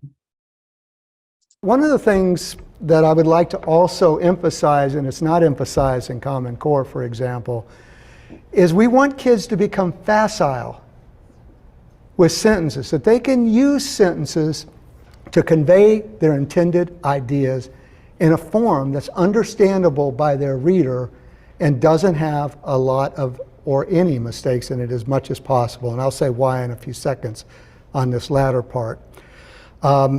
So I'll say something about doing that, but you'll also see another red down here. Don't teach grammar using traditional procedures. So I'll come back to this in a second, but what do I mean here? So we tell kids, this is a definition of, say, an adjective. I'll take something simple. And then what we do is we give them practice either selecting an adjective out of 3 to go in a sentence slot, or they put in one. And then we're stunned when they can't do that in their own writing. So we have better ways of approaching this. So I'll talk about that a little bit in a second. So in terms of teaching sentences, this has been around since the 1980s. We have a reasonable amount of research that says if you model for kids how to combine sentences, and you make clear your thinking about it, and you provide practice, guided practice in doing that, and then even better, they take it to their own writing, which I think is essential in terms of developing skills, we see a couple of things happen. Their sentences get more complex because we're helping them learn and apply more complex sentences. Their grammar skills get better. We see fewer grammar miscues. Their usage skills tend to get better because, we're doing stuff with capitalization and punctuation in these sentences. And the quality of their writing gets better. Now you might say, what? Well, this takes up a lot of cognitive resources. Think about yourself. When you write, I'd be willing to bet that about 90% of your thinking time is at the sentence level. Now I may be overestimating by a little bit, but you have your general plans and things that you're going to do and things occur to you, but the real struggle is getting your words onto paper in the right vessel to say what you want. And so you're never going to make this automatic. We don't want to do that, but we'd like to be facile and thoughtful in terms of doing that. So it's a cognitive load issue in part. Once kids get more facile at this, it reduces the cognitive load, and there's resources for other kinds of things. Now, let me come back to the grammar thing. So why, when Writing Next came out, the Carnegie Corporation asked us basically to bury the grammar findings because what we had was a negative effect for grammar instruction. Doesn't mean that grammar instruction actually had a negative effect. It meant whatever it was compared to in terms of improving writing quality got better. But there was another review by a man from England named Andrews who also found in a different way that there was no effect in terms of improving grammar or sentence construction skills for this type of work. And so the first thing that the papers picked up on, first paper I picked up and read is Writing Next says teachers don't need to teach grammar. And you know, I was stunned. I'd really kind of put that into discussion somewhere. You know, I wasn't happy about doing that, but they were the sponsors of that. It was still there, and the first thing that they picked up was that. So we did a meta-analysis a couple of years ago, and here's something we found out. Presentation effects make a difference. What we found is that when we took a look and say we had 100 papers, and we judged them in terms of quality, and we ranked them from, you know, the one that kind of sat on the bottom in terms of quality of ideas to the best in terms of our viewpoint. And we pulled out number 50, 50th percentile. And we took that, you know, this is not as pertinent to you guys, but I want to give you a sense of the 3 presentation effects. And we rewrote it with handwriting that was very easy to read or difficult but readable. It had a full standard deviation effect. That 50th paper went all the way to number 16, and we hadn't changed a word. Spelling miscues and grammar miscues dropped at about half that distance. So, you know, we think sometimes that we don't need to deal with this because it doesn't matter, but people form judgments about the quality of what you have to say when those things are evident. Now, I'm not saying you need to have a writing program that's based on grammar, but it needs to be part of what you're taking a look at. And so think about the adjective example I gave before. A different way of approaching that, we could approach it through sentence combining, but a different way is having kids help us define what an adjective is by structuring that conversation and asking for describing words of person, places, and things, then coming up with a definition for ourselves, then us modeling how to use adjectives in a sentence, them practicing it, and then them going to their writing and looking for places to do it, with the caveat that Mark Twain once said, when you catch an adjective, kill it, because you can overdo this thing. So I wanted to be sure to say something about grammar to make up for my past error of hiding that. So I'm going to stop there. You heard what I wanted you to hear, and let's pause and talk about that.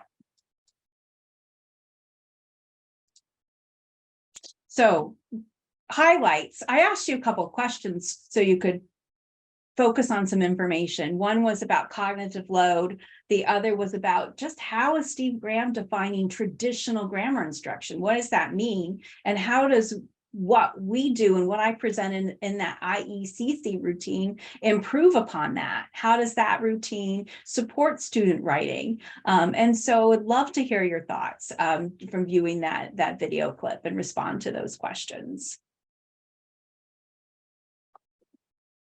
Thank you, Shan. Something that I've noticed is that sometimes teachers come in with needing to build their own grammar instruction skills, and teaching it in isolation does build their confidence in teaching grammar.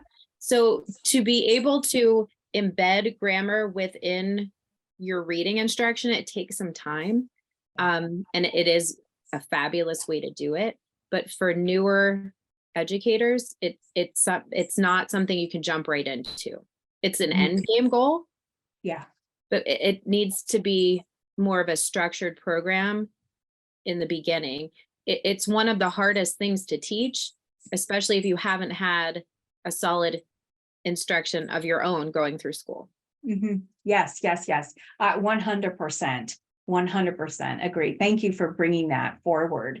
Absolutely. I think it shows the need for the use of a program or procedures, right? A protocol to be able to move through that routine. And I know that's one of the things William Van Cleve left us with, right? Right. He left us with to take good care and stewardship of, and to really use that in instruction. And so I think I always look to his work, and thankfully still accessible and available to teachers. And that would give the framing you're talking about for a novice teacher. Yeah. Such a, really important. But I think, yes, once you feel fluent with the routine, it becomes easier to integrate.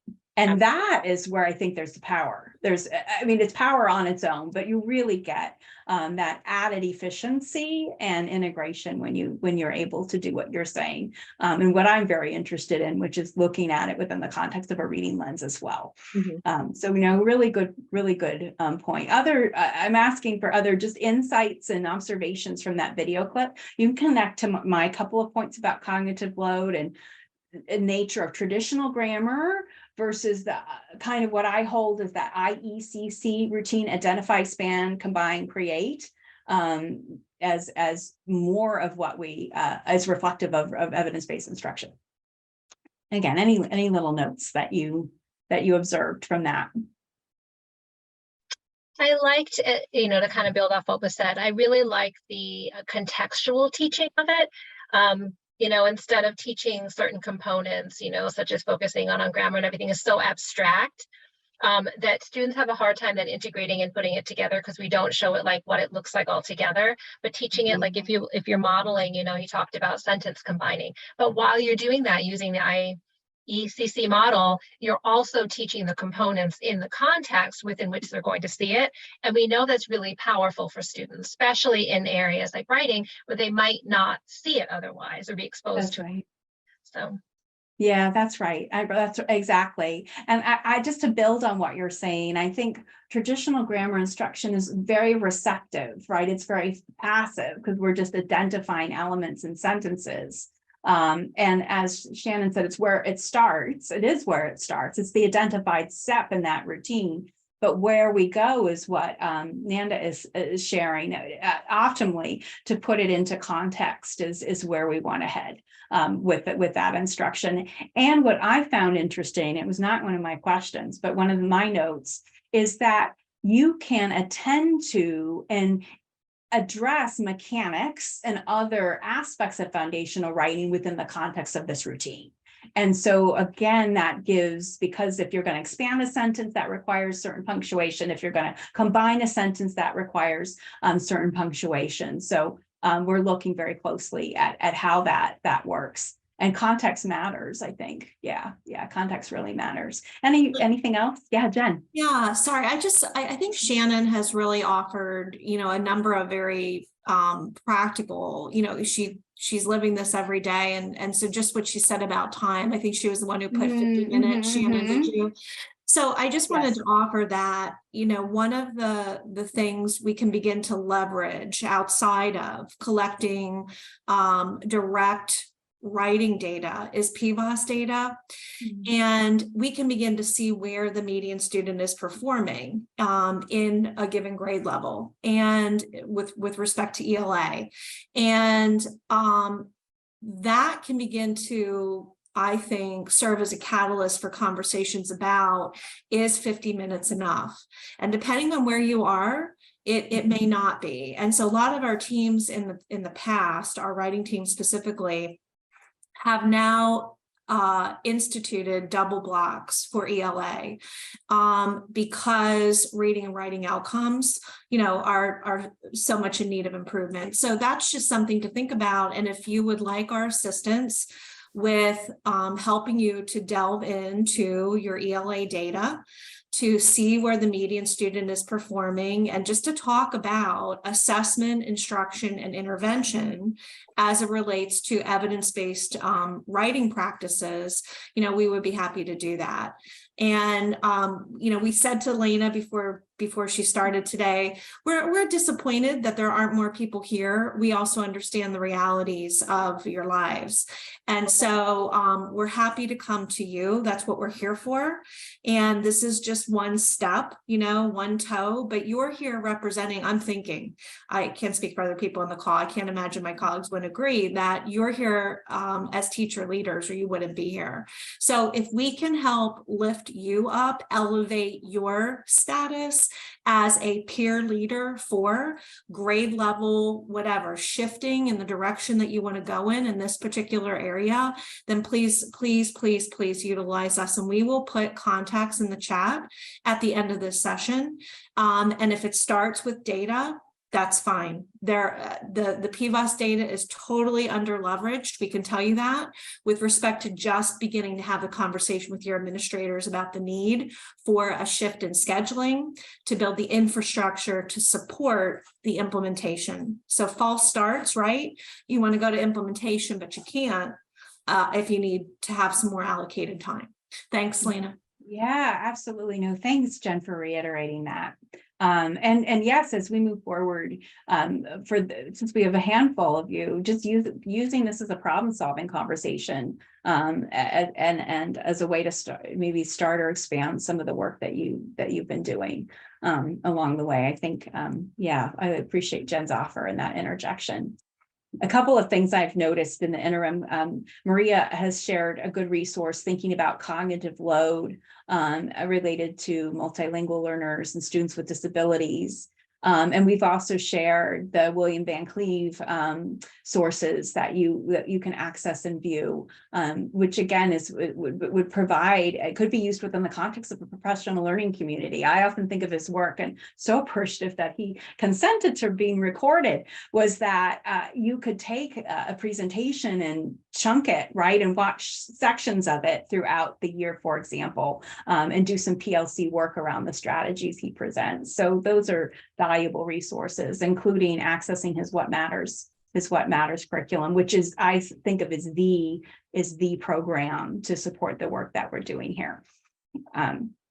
And so let's see, and yeah, moving forward. So I want to keep playing with this idea of the sentence combining, and I'm going to move back into my PowerPoint and build it further. One last thing I heard on that Steve Graham thing. So my own reflection was, I found it interesting as part of his research to understand the role that things like conventions and mechanics play in the perception of a student writing, how he took a student writing sample at the 50th percentile that was given, and they wrote it in different ways, bad handwriting, right, with some spelling, and then it presented a different version, and showed how just by changing the spelling and improving the handwriting, that writing sample was scored better, right, because of those things. So that what we're talking about today, not only does it impede student fluency with written expression, but it definitely presents that writer in a skewed sense. So there might be good ideas there. There might be good ideas in that written paper, but the spelling and handwriting often slant a reviewer or a teacher who's grading it to look at the content differently because of all the convention errors. So anyway, something I pointed out for myself while I was viewing that. So back over for a little bit more, I'm going to add some content here. So one of the things that Steve Graham mentioned was the Writing Next report. So the Writing Next report and our IES, Institute for Education Sciences practice guides, are essentially the foundational documents that provide guidance for us around what is effective practice in writing instruction. And our sessions and patent series are aligned, right? We are aligned with those practice guides. And we present and discuss what works, right? What are best practices in writing? And so where I want to shift now is Steve Graham mentioned that Writing Next report. And I don't want to go into the whole thing, the whole Writing Next report, but I want to extract out where we're getting the information that we're sharing. Again, as a PLC community and as teacher leaders, if you're ever asked to advocate for the work that you're doing in instruction or the focus you're taking to improve writing instruction in your building, these are the sources you will rely on to present your case, right? To say, this is what we're doing, and here is the evidence. This is where the evidence is coming from that supports that work. And so let me go back over into my PowerPoint a little, walk you through a few more steps, and then we'll have additional conversations. Yeah, so we left off here. And part of what I want to introduce to you is an understanding of what effect sizes are, because that will help you interpret the Writing Next report. And I will take you into specific findings on writing strategies and sentence combining, which are the underpinnings of our work in our first session. So effect sizes are something that researchers use to report the average difference between a type of instruction that an intervention group receives and the comparison group. So essentially, you're looking at a strength of the effect. What is the degree of magnitude, or what is the degree of difference between how well a student in that intervention group did compared to a comparison group? And so when I'm looking at effect sizes, these are just general guidelines to help you determine if effect sizes are reported, what they mean. So if you see something around 0.2, that indicates a small or mild effect, meaning that the intervention group only performed just slightly or mildly better than students in a comparison group. So when I say intervention and comparison, I'm thinking we did sentence combining in the intervention group, and the comparison group received, quote, traditional grammar. That's an example, right, of when I say intervention comparison. So something that would have a medium or moderate effect is around 0.5. You look at the effect size for around that range, and then 0.8 is large or strong. If you see something around 0.8, you really want to pay attention. That indicates, in our world and research and education, a whopping effect. There's so much that can happen in education that can tamper an effect. And when you see something large like this, you've got to know it works. It works. And so we really pay attention to things that have that large effect. And so I've always been telling you there's two founding documents that support what I presented in session one. One is the Writing Next report, referenced by C. Graham. He's the lead author of that report. While it was released in 2007, the writing research has remained consistent in terms of its findings. So this particular report is still valid today. Updating things is the teaching secondary students to write effectively from the IES, Institute of Education Sciences. That's from 2016, also relevant. In a way, I see the Writing Next report as the what, defining what the practices are. And in the IES report, the one I circled on the right-hand side of the screen, that really gets into how to do it. And that's a report that has incredible instructional examples. So if you're interested in either, I think they would serve as a nice founding document for professional learning community work. And I will model how you might want to approach using one of these tools. I'm going to start with the Writing Next report. So again, we're looking at effect sizes. And what I want you to see we're going to look at what the report says about writing strategies and what the report says about sentence combining.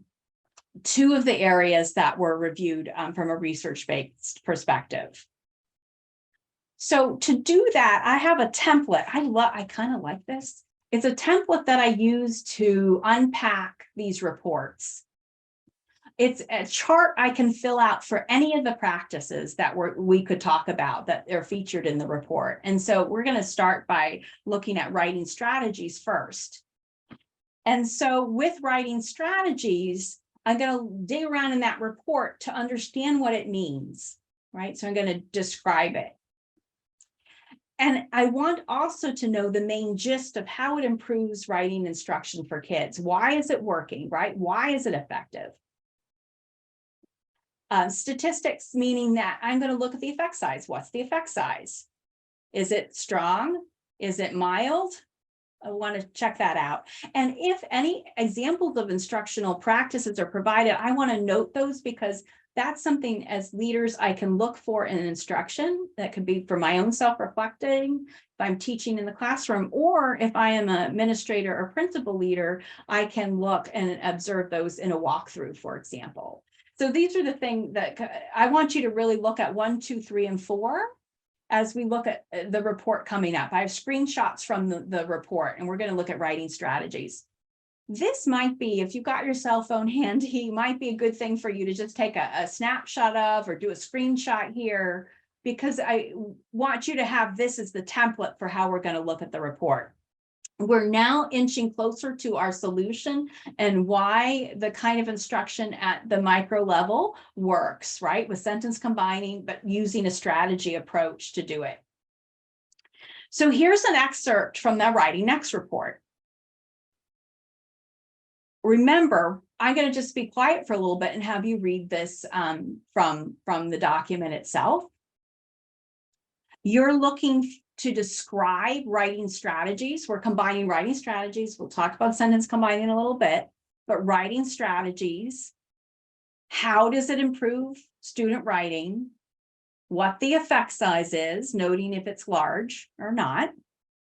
And then if there are any examples. So, and of course, anything that you want to highlight, you're welcome to. So just a moment, I'm going to be quiet and have you take some time to read this on the screen.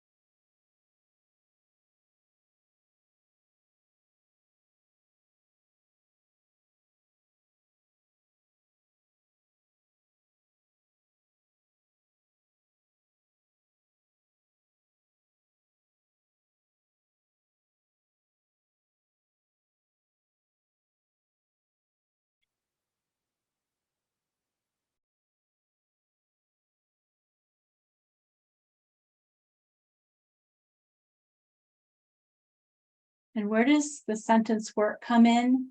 It comes in with the actual writing phase. It also comes in this phase, right?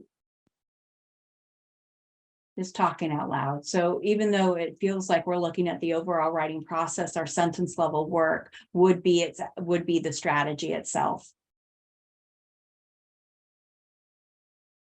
So in this example, in other instances, it involves teaching strategies for accomplishing a task, such as writing a story, and in our case, such as combining sentences, such as teaching sentence writing. That's the strategy you're looking at. We're doing it through a strategy lens.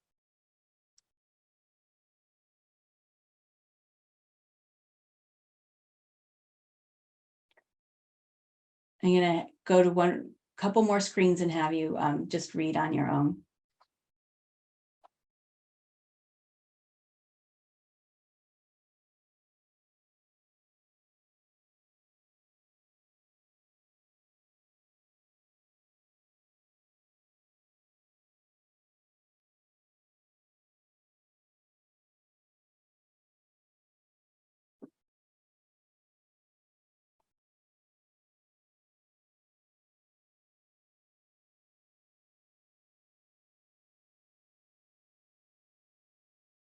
So something I'm noting here, average weighted effect size for students who are low achieving writers, 1.02.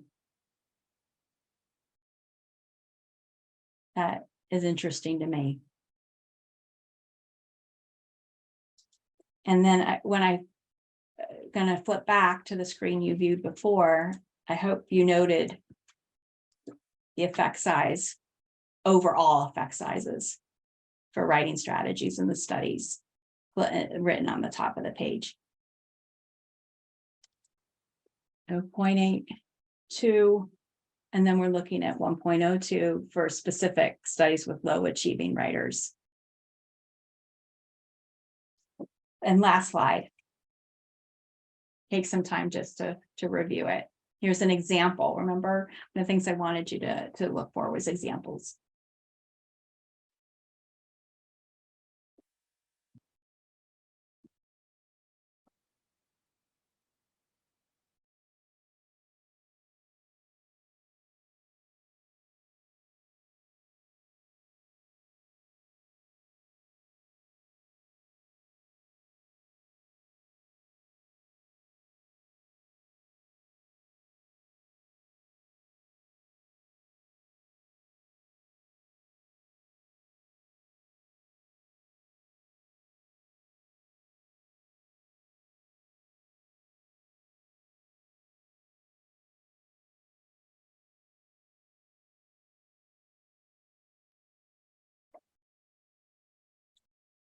Yeah, things I note is there's a detailed process for how to model it and get students to learn the strategy. So I almost think of IECC as a potential strategy for students, where I want them to know that they can identify a certain target element in sentences. They can expand sentences. They can combine. And they can create. IECC routine. And that IECC routine can be taught as a strategy. And if I'm just doing a think aloud for you, if I teach it as a strategy, IECC routine, students can use it in the edit revise phase of writing, which is so difficult for kids. Because now I have a strategy. If I need to improve my sentence understanding, I can now look to my experience expanding sentences, combining sentences, creating a new sentence, right, with the elements. So we've combined a couple things here in the instruction just by looking at the at this practice guide. So let me come back over to the screen again, and I'm going to pause and come off my slides and come talk to you again about the writing strategies piece. Seeing IECC as a strategy, and just from a writing strategy perspective, are strategies effective? What did you see in that report? So as we just took a brief kind of walk through that, what are some of the things you noticed?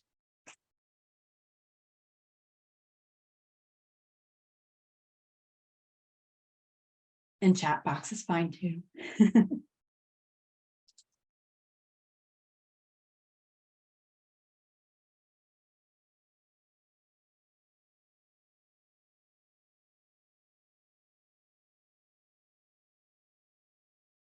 One for me is the high effect sizes. Did you see that?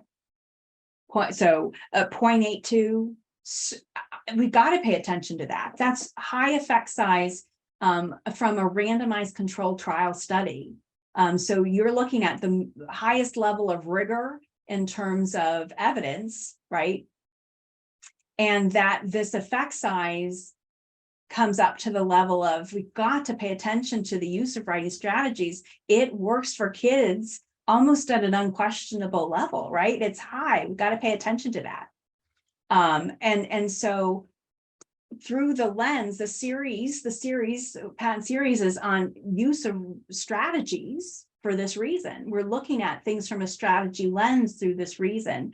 And then I'm saying, and merge in your sentence combining becomes your strategy, or your IECC routine is your strategy. It is your strategy for kids.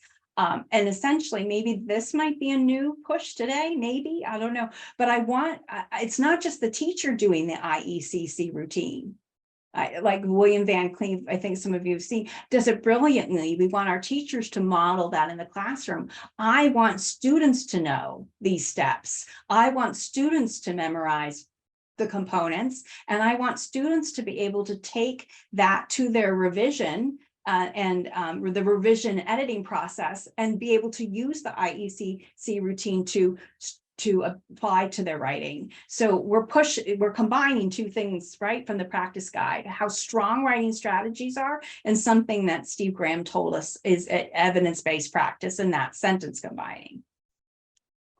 Yeah, I don't know. Other things that you may have reflected on or just may grabbed out when you saw some of that information.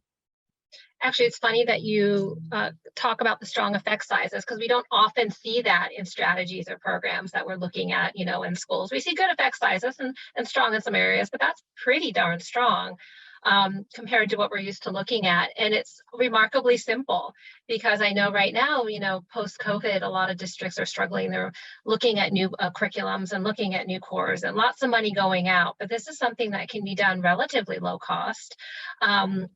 There's like training and substitutes and, fees, associated with it, but relatively low cost and remarkably simple.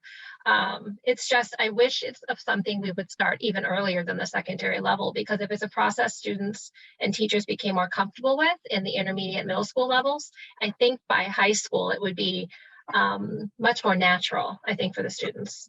Yeah, I know. I think you're right, Nana. I think it's, as someone who has observed trends in instruction and the degree of emphasis, we place on certain things to help provide support to teachers, I don't think the strategy piece, has held the prominence, right, that it could, particularly at the grade bands that you're talking about. It goes back to that introductory slide that I showed with the two triangles on their sides, and how in elementary school, we take the foundation of teaching the writing process very seriously, get that in place. But then at some point in time, it's upper elementary, some point in time, we then begin to look at areas of student need and help plug those holes through this strategy process, right? What is a strategy that I can learn to help make blank better? And in this case today, we're talking about how can I use sentence combining to make my writing and better? How can I use, right, syntax level work to help make my writing better? Yeah, and it is, I think, if you grounded some younger kids, it would give us the runway. Yeah, Lisa. No, and I think for me, I always try to remember that our secondary teachers in Pennsylvania have one course on implementation. They do not, they know their content incredibly well, but they are content people. And so what happens is this kind of misunderstanding that this is a skill that's mastered by the time they leave elementary school, and now we're applying it. And so there's this assumption often when we're out in the field, kind of, well, they should know this. Well, yeah, they should, but yes, they acquired the skill, but have they had enough practice in the skill to really consider it to be mastered, or are they still waiting for somebody? I think the other thing that I will say too is there's a part of this that really needs to be explicit, and I will speak from a personal lens with a daughter who is working really hard to meet the expectations of her teacher. When those expectations are just a revision or revise, she's looking at things like spelling, and she's looking at grammar, and she's looking at maybe her vocabulary, but she's not necessarily looking at the sentence level and things that she could be doing at the sentence level. So when it's pulled into strategy development in a revision phase, that's what was the connection for me. If there was a step, like for these two essays, we're going to dig in sentence level and we're going to work on this sentence combining skill. It builds the bridge for her that that's a really appropriate step to take during revision. And that kind of aha moment for teachers sometimes, because they're walking in with what they know or they think is where their kids are. And this isn't a tool with those of us that I'm a K-6 person who worked a long time in secondary. So I got those tools of what really explicit instruction looks like and some of the other things around how to teach sentences and all of those things. But then when I go and I help my colleagues, they're like, how do you know how to do these methods? And I think, well, I was trained that way, right? Our elementary teachers have a lot of methodology implementation courses. So I think that what I find is people are eager for this. They really want the help, and it's not limited to your ELA teachers. It's also your science and social studies teachers who want to help the kids understand how to write well when they're responding to them as well. So this is one of those ones that I love. This is one of those ones that I love with when you think about where that scope and sequence is, and you think about what they're asking kids. And when we have those conversations with content area teachers appreciate the fact that it's okay to revise and help your students revise their science lab report. Or help your students revise that social studies letter that they wrote. Like those, and then giving them the tools in which to do it. And this one's a really easy tool that takes them beyond just spelling and words. Yeah, you said it beautifully. And filled in the key that I latch onto and want to just concur and raise and is the explicitness, right? It's the explicit connection. So I think the explicit connection being that we just don't stop at this as a teacher strategy or teacher instructional routine. The whole idea of IECC is to help students unpack and help them understand that it's something they do, it should be their strategy. And just as the instruction I sort of showed you from Writing Next says, you got to memorize it, you got to, apply it, you got to know the steps of it, that we want our students to do it. Because yes, Lisa, if they do, I use the term front loading sometimes. You are front loading skills that kids will use in the edit revise process. By teaching that level of sentence work, it's often sentence stuff that we have to go back and revise in our writing. And so by teaching that and making the connections here, strategy, it's your strategy, it's edit revise where we are at. Yeah, but it is the explicitness. I think we pull that out. Yeah. I wanted to direct my patent colleagues to Shannon's question, and I think it references competency changes within the state, and I thought you all might be able to better address that with your knowledge than me.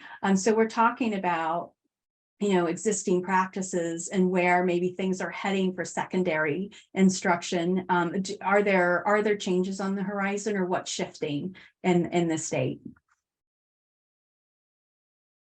I think I want to address that in maybe it seems like an indirect way, but something I wanted to link to what Lisa was just saying was, and somebody else was talking about, teacher capacity and competency. Now more than ever, tapping into the resources that we do have to build up that teacher competency. And one of those resources that goes kind of under the radar, you will always hear me advocate for your ELD specialists. So we are explicitly taught in these areas of sentence structure, sentence combining, and discourse analysis. And so if you are not already, touching base with your ELD specialist, being able to reach out, what we are doing as a state is promoting that interdisciplinary planning. And so not working in silos. So really advocating for districts, teachers to really seek that out in their planning time, so that we're not just sitting as ELD or ELA or science and we're all working, but being able to come together and utilize our resources that we have. If you have co-teaching in place, a lot of people say we don't have, the capacity for that co-planning. So it starts small and it starts somewhere, but. Yeah, thank you, Maria. Yep. Definitely the layers, and really, I think we have to approach this through teaming. Just to speak directly, Shannon, go ahead. What was? I was wondering with the shift to structured literacy and the shift on the horizon with the competencies coming from like higher ed. I sat on a panel over the summer, and it sounds like an exciting change. And I didn't know if that change was also going to apply to secondary teacher training. So in some ways, yes, and in some ways, no. Okay. So the new competencies are addressing for K-8. Okay. So, so the K-8 teachers are now all going to be supported in understanding the science of reading and what that means and how you develop science of reading, including content area teachers at the middle school level. The special education teams are going to be at the K-12. ELD is the Excellent. That's a K-12 as good well. start. Yay. So K-12 had they kind of had us in little subgroups. I was in that middle school group, and Kirsten and Maria were part of the ELD group, and Kirsten, we kind of all floated around between all of us. But we worked, and we brought in those other. So those of you who aren't aware, Pennsylvania PDE took time to bring in Patton, your university representatives, to talk about what they had in place and talk about what this shift means, and that they're adding a layer of competencies that really start to talk about do you as a teacher understand sentence level? Do you as a teacher understand how decoding affects outcomes in reading and writing abilities? So those skills are coming out of our teachers. That is, they're going to start to review programs as of next year. The requirement is for implementation next year. So we'll see a shift. But there's also in Act 55, a line that talks about PD for teams, and how that PD for teams now, it's kind of like part of a whole bunch of other things that were in there, but that there will be there's a component that will be rolling out to school districts to say, we really need you to start to put this in your PD plans, so that your teachers understand what this looks like. So you can bring up some of these great resources over the years from MTSS, from Lena, from some of the Tier 3 series to try to. There's lots of things that are out there for you. There's a couple of other things that are being developed. So when you, it will get better, and it's just we just have a lot of. And unfortunately, it's coming at a time where we're kind of short-staffed. So on top of everything else, we're kind of seeing this shift into, we've had 10% of the teachers graduating training in special education, 10% of the teachers graduating. When I started in education, there was a surplus, and there was no jobs. And now you can walk into almost any area and find the job. So finding the time for secondary people in particular is tricky too. So if you want support in that, or you want help with that, the patent consultants are all about supporting you in that. Lena's been awesome and great, generous with her time always too. So she's a great consultant. We can always email and ask more questions. In her partnership with Patton, and then your TAC within your regions as well can really support that work in implementing secondary. How do we look at the data? What do we find? And what are some really good things to pull in that we kind of, pick apart the low-hanging fruit, and then we're going to deal with some of those more intensive shifts. Yeah, thank you, Lisa, for that. That was comprehensive and addressed the contextual things I think Shannon and we're thinking about. So appreciate it. Thank you. Yeah, so I want to pull, given our remaining time, pull you back into, we're in the Writing Next report. We looked at writing strategies. I want you to see what the Writing Next report says about sentence combining. And then a little bit more from Steve Graham to close out this idea of writing strategies with sentence combining, and how we leverage both together in instruction. And then maybe we'll conclude the session with a quick look at a student writing sample or two to kind of bring it home.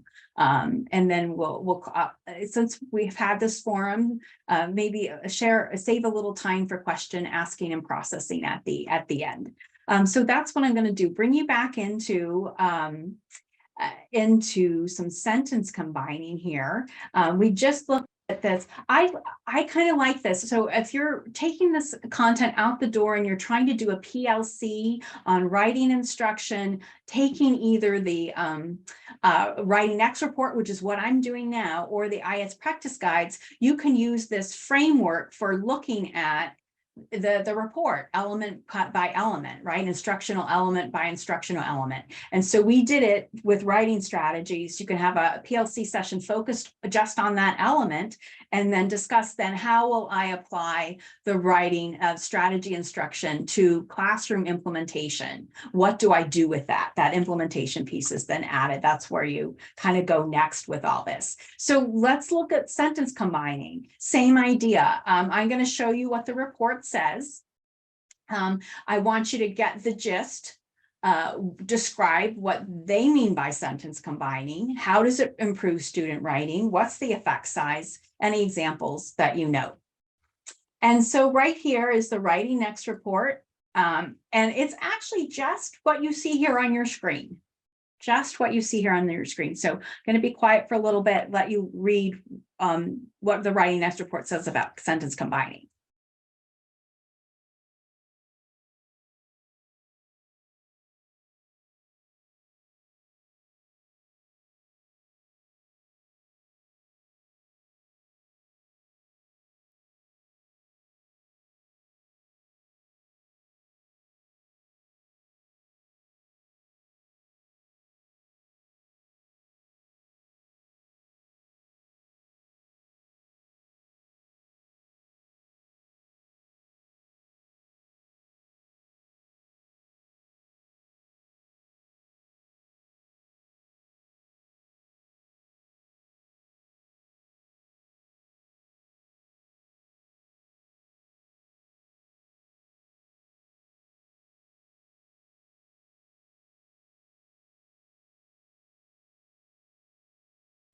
I'm going to annotate just a little bit here. First, we're noting the effect size, 0.50.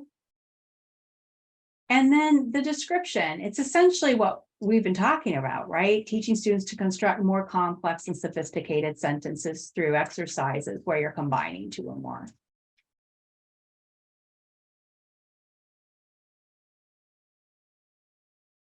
And it has effectiveness. So we're comparing this practice to just traditional grammar instruction. And so just to come back over and check in with you, we don't have to have an in-depth conversation about this one, but again, just something about the effect size. Effect size, writing strategies, 0.82, sentence combining, 0.51, I think, right? 0.51, is it strong, moderate, or mild? Strong, moderate, or mild? Sort of a medium effect, medium-ish effect. Yeah, thank you. Thanks. Yeah, thanks, Marianne. It's moderate. And so with that moderate effect, it's still good. It's still showing benefit over good benefit over just traditional practice. So still strong, even just a slightly below moderate effect for your students who really are struggling. So this is a practice to pay attention to. It's one of the practices, I think, in the whole report with a good solid moderate effect size. Now, before I leave this and let you conclude this sort of section of our discussion with some more Steve Graham, what I want you to know is we can combine or stack practices. And that's what I've been talking about. Yes, thank you. Yes, Marianne. Yes, yes. So what I'm thinking, you present sentence combining, and I'm classifying the I don't know why I'm raising my own hand in this. Why you can combine strategy instruction with the sentence combining. You can combine the strategy instruction with the sentence and make that sentence combining the strategy, just as we were talking about. So it's not just teacher routine. It becomes student owned. And if students own it, in this case, because we're talking about sentence level work, they learn to write good sentences, but they have the skills now to combine sentences, punctuate, expand sentences when they're editing and revising their writing. Because that's what they're doing in the IEC routine. They're just doing it at the sentence level, right? They're doing all that. It's all connected. Yeah, good. So let me go back in and just have you conclude a little bit with Steve Graham. We're going to round out things with his discussion on sentence combining. We're going to hone right in on that. And he's going to talk about what is a traditional approach to grammar. So he's going to expand on the notion we just talked about, traditional approach versus the sentence combining approach. Why is sentence combining is effective? You've seen the effect side, so you can explain that. And now we're going to go, he'll talk about, let's just turn grammar instruction on its head. And so listen for that. When he says that, I think IECC routine. That's what I think. I think William Van Cleef brought us work that turned traditional grammar instruction on its head. And that is sort of their full circle and why it is effective, why it's research-based. So give me a minute here to queue up my final video that I want to share on Steve Graham, and we will I'll let you watch that. I'm listening for how he describes sentence combining and turning grammar instruction on his head, all those notions. So here we go.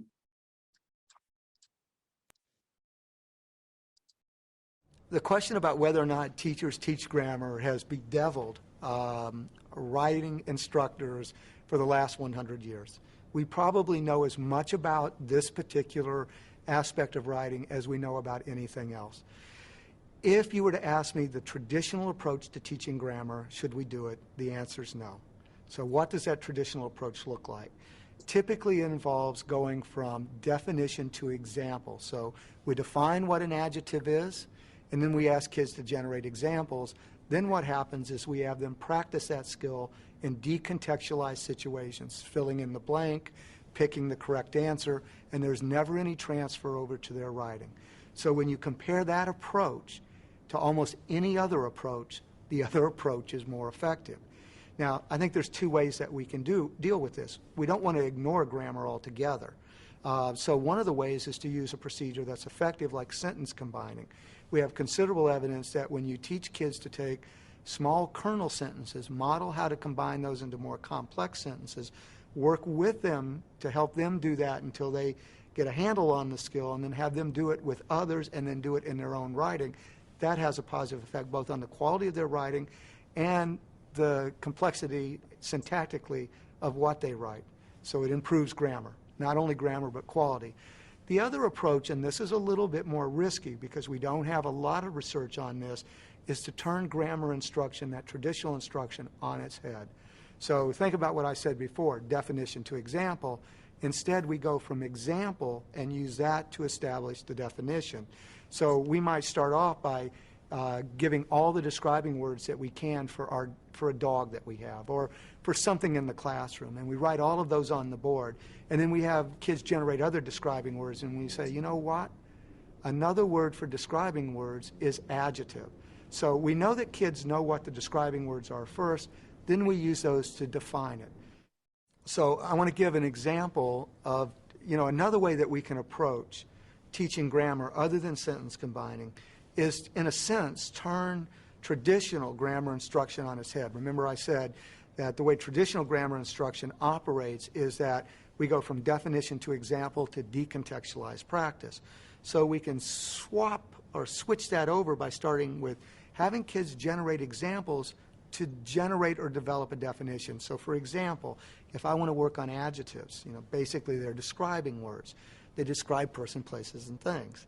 So what I might do is get kids to help me generate as many describing words about a person, a place, or a thing, and that's pretty easy for kids to do.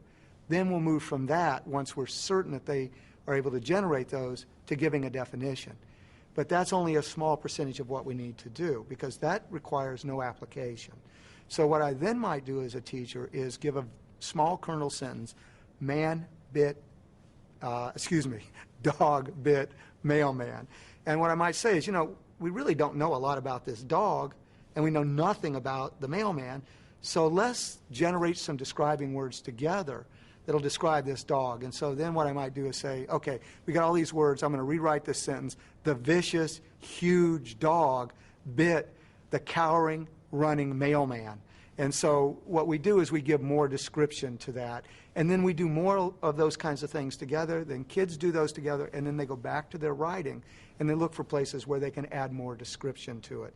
And we encourage that. So we've gone from example to definition. We've shown how to apply. We've given assistance in applying, and then we ask kids to use it in text. So that, I think, is much more effective than the traditional approach, although I got to be straightforward. We don't have a lot of evidence on that yet. It's a small corpus of work that supports it, but I hope that grows over time. There we go.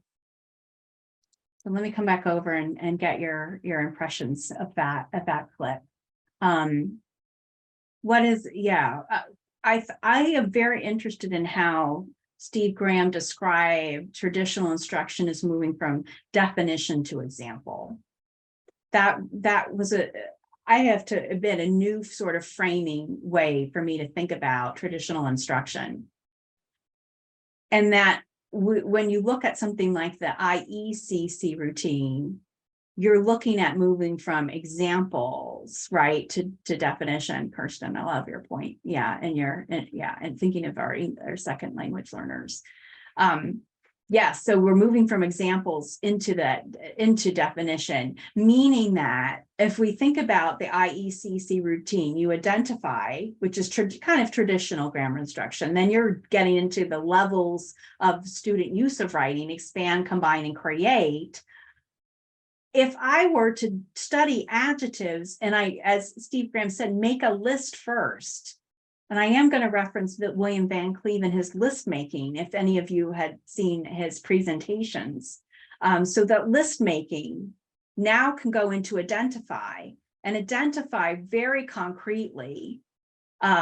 Very concretely is focusing on the explicitness of finding those adjectives within the element. Then we go into building out the sentences that students do. Sentence combining, it's the expansion, the combining, and the creating is where you're learning how sentences work. It's through that process. I don't know. I'm other things that you maybe heard in that video that you connected with. Yeah, and Maria, I'm sorry, I'm appreciative of your connections here to our English language learners. It's funny when you think, I'm sorry. Yeah, go ahead, Amanda. It's funny when you think about like it sounds like it's a very innovative approach, but it's really not, because if you think about how universities and colleges often teach, there's often an exemplar, a finished product, something that's provided, and then you can go from there. And if it's not, you often hear an uproar from students. I teach at the university level as an educator as well. And I can tell you there's an uproar if we don't have exemplars that are provided. We don't teach small components and then you work your way. There's usually a finished product that the students can see, a finished rubric, so everybody knows the expectations of a particular project. And then you teach the subcomponents, because then everyone now has a context in which to put it. So if that's how we learn our programs to become proficient enough to teach, it's ironic that we're doing the opposite with our students. I know. Yes, isn't it? And I think I so identify with that as being someone in higher ed, so identify with that.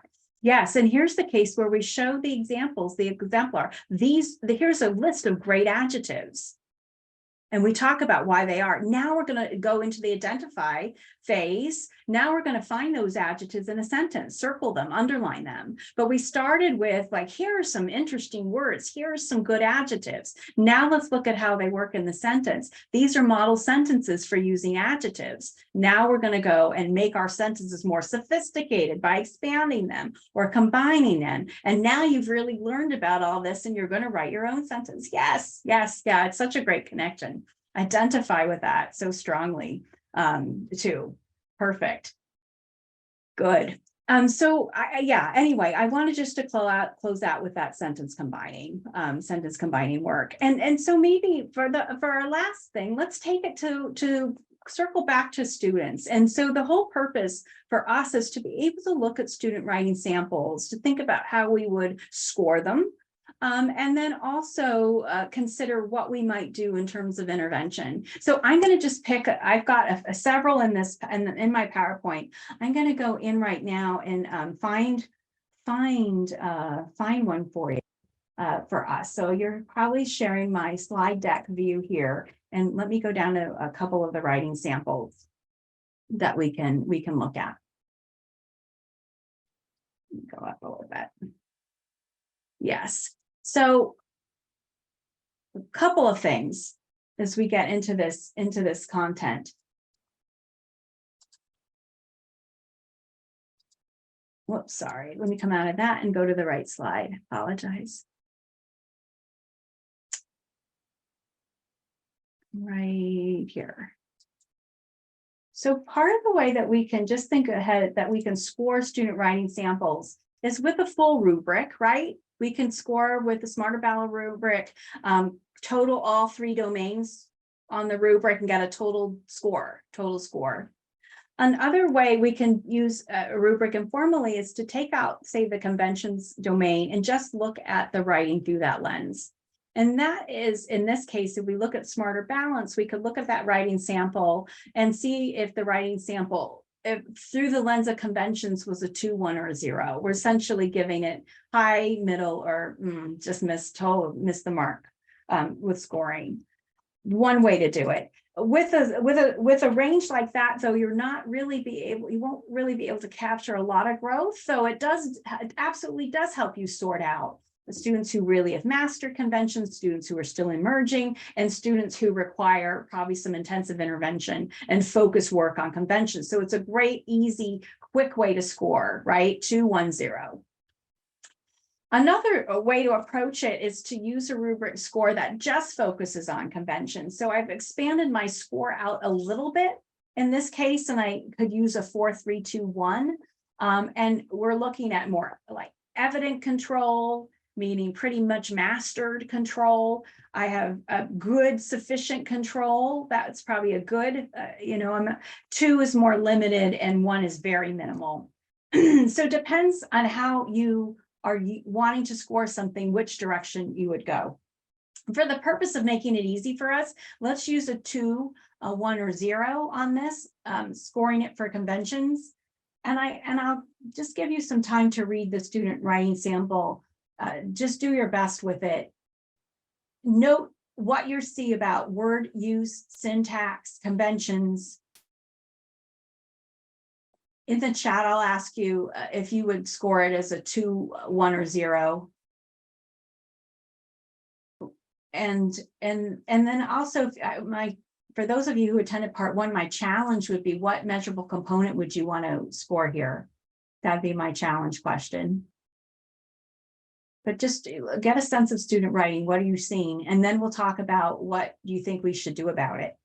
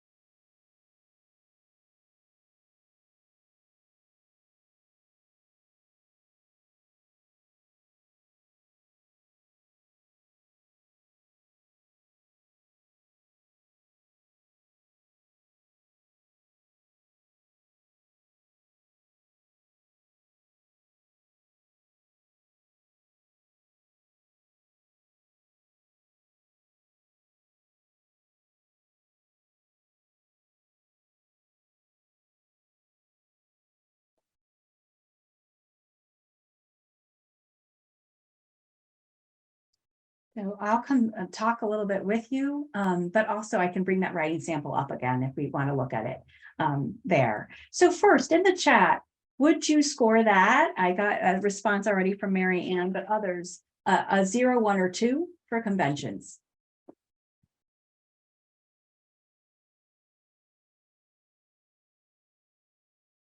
Me too. If I enter my response, I would have given it a 1 as well. It's not math. It's not mastered. It's not mastered. So looking at that writing sample, what are some of the needs you see? And I'll pull it back up and definitely come off mic and help discuss what you see here.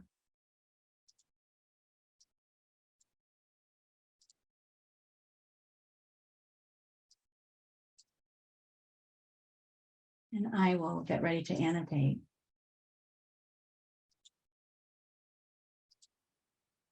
Yeah, things you notice.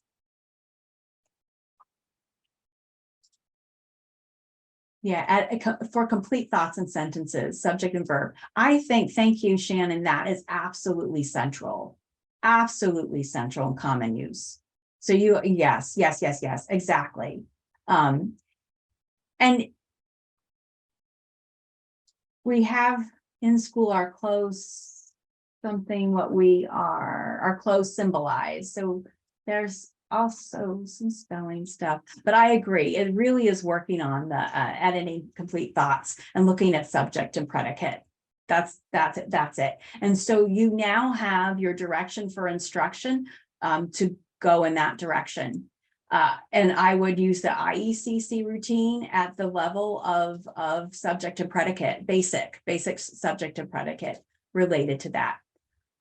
Bonus, how might I score this if I were looking at micro level skills? One of the things I might do is look at count the number of sentences and how many appropriate subjects and predicates were used in each sentence. So I can say, and I haven't done the count, but 3 out of 6 sentences were properly constructed. That's only half. You know what I mean? So you could go in and do these counts related to do that of the measurable components. And that's the document Jen said she was going to share at the start of our session today, where it had some of the IEP goals, but that go in and count.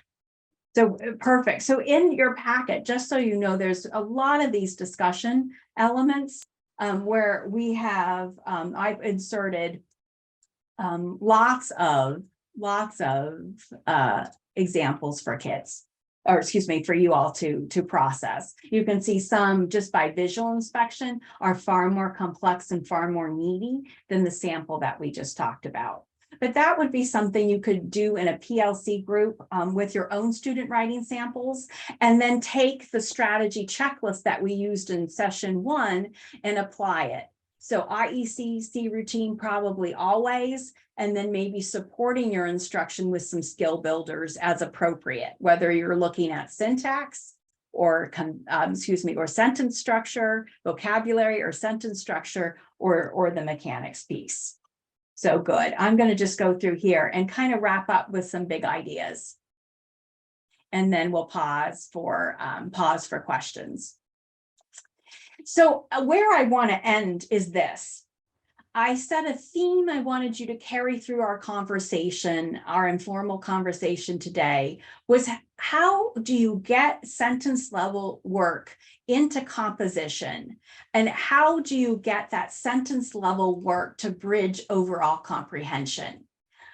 We answered the first part of that question, that your sentence level work, particularly if you take kids through the identify, expand, combine, and create routine, is intrinsically getting kids to create and write their own sentences. And so we are getting things into student writing through that process, because we have a step where students are creating a sentence.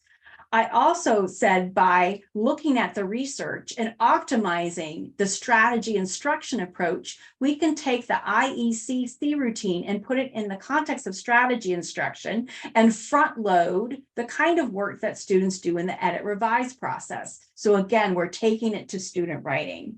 So as we close out the session, or my time with you, I want you to know how important it is when you're working on that sentence level to also get kids to understand the meaning of that word, sentence, and how words in the sentence construct and create meaning, right? So it's how words are connected, vocabulary, but also that syntax, those two things.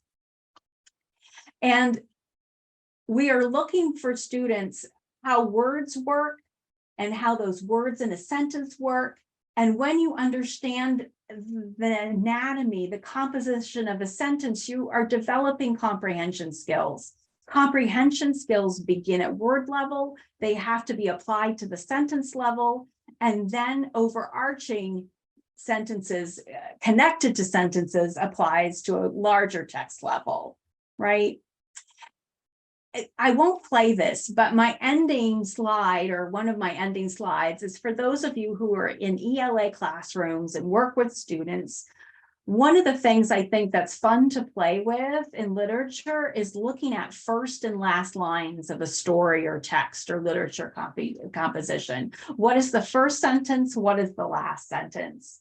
And there's this very interesting video on how, and it's meant for, I think, upper high school, college age writers, but how to write a good first line.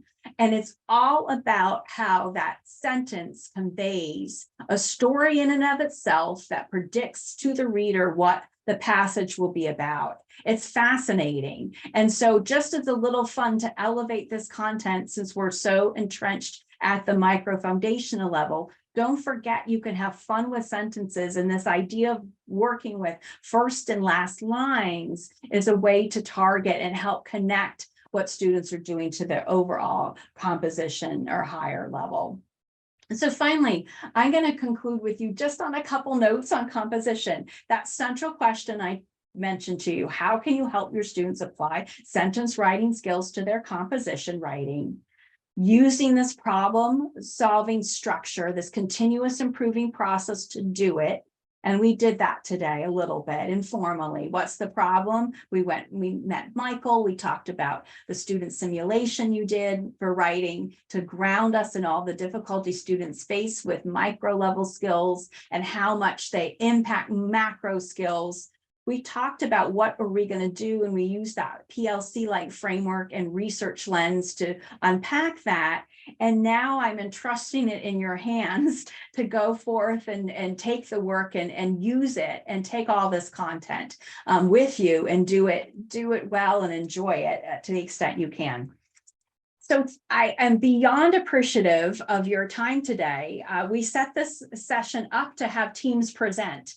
And so I am pinch hitting in a way this content, since we didn't have our teams ready and on deck today. And just really I'm grateful for your willingness to participate and have these mini discussions along the way.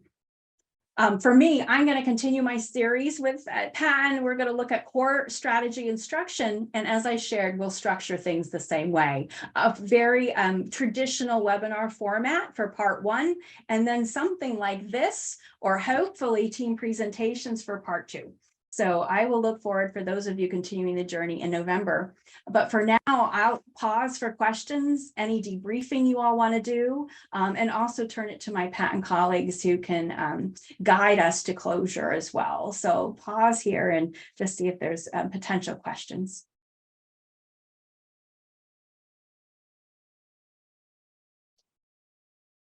Yeah, so appreciative. I will stay on a little longer if anyone just wants to connect after we formally conclude too.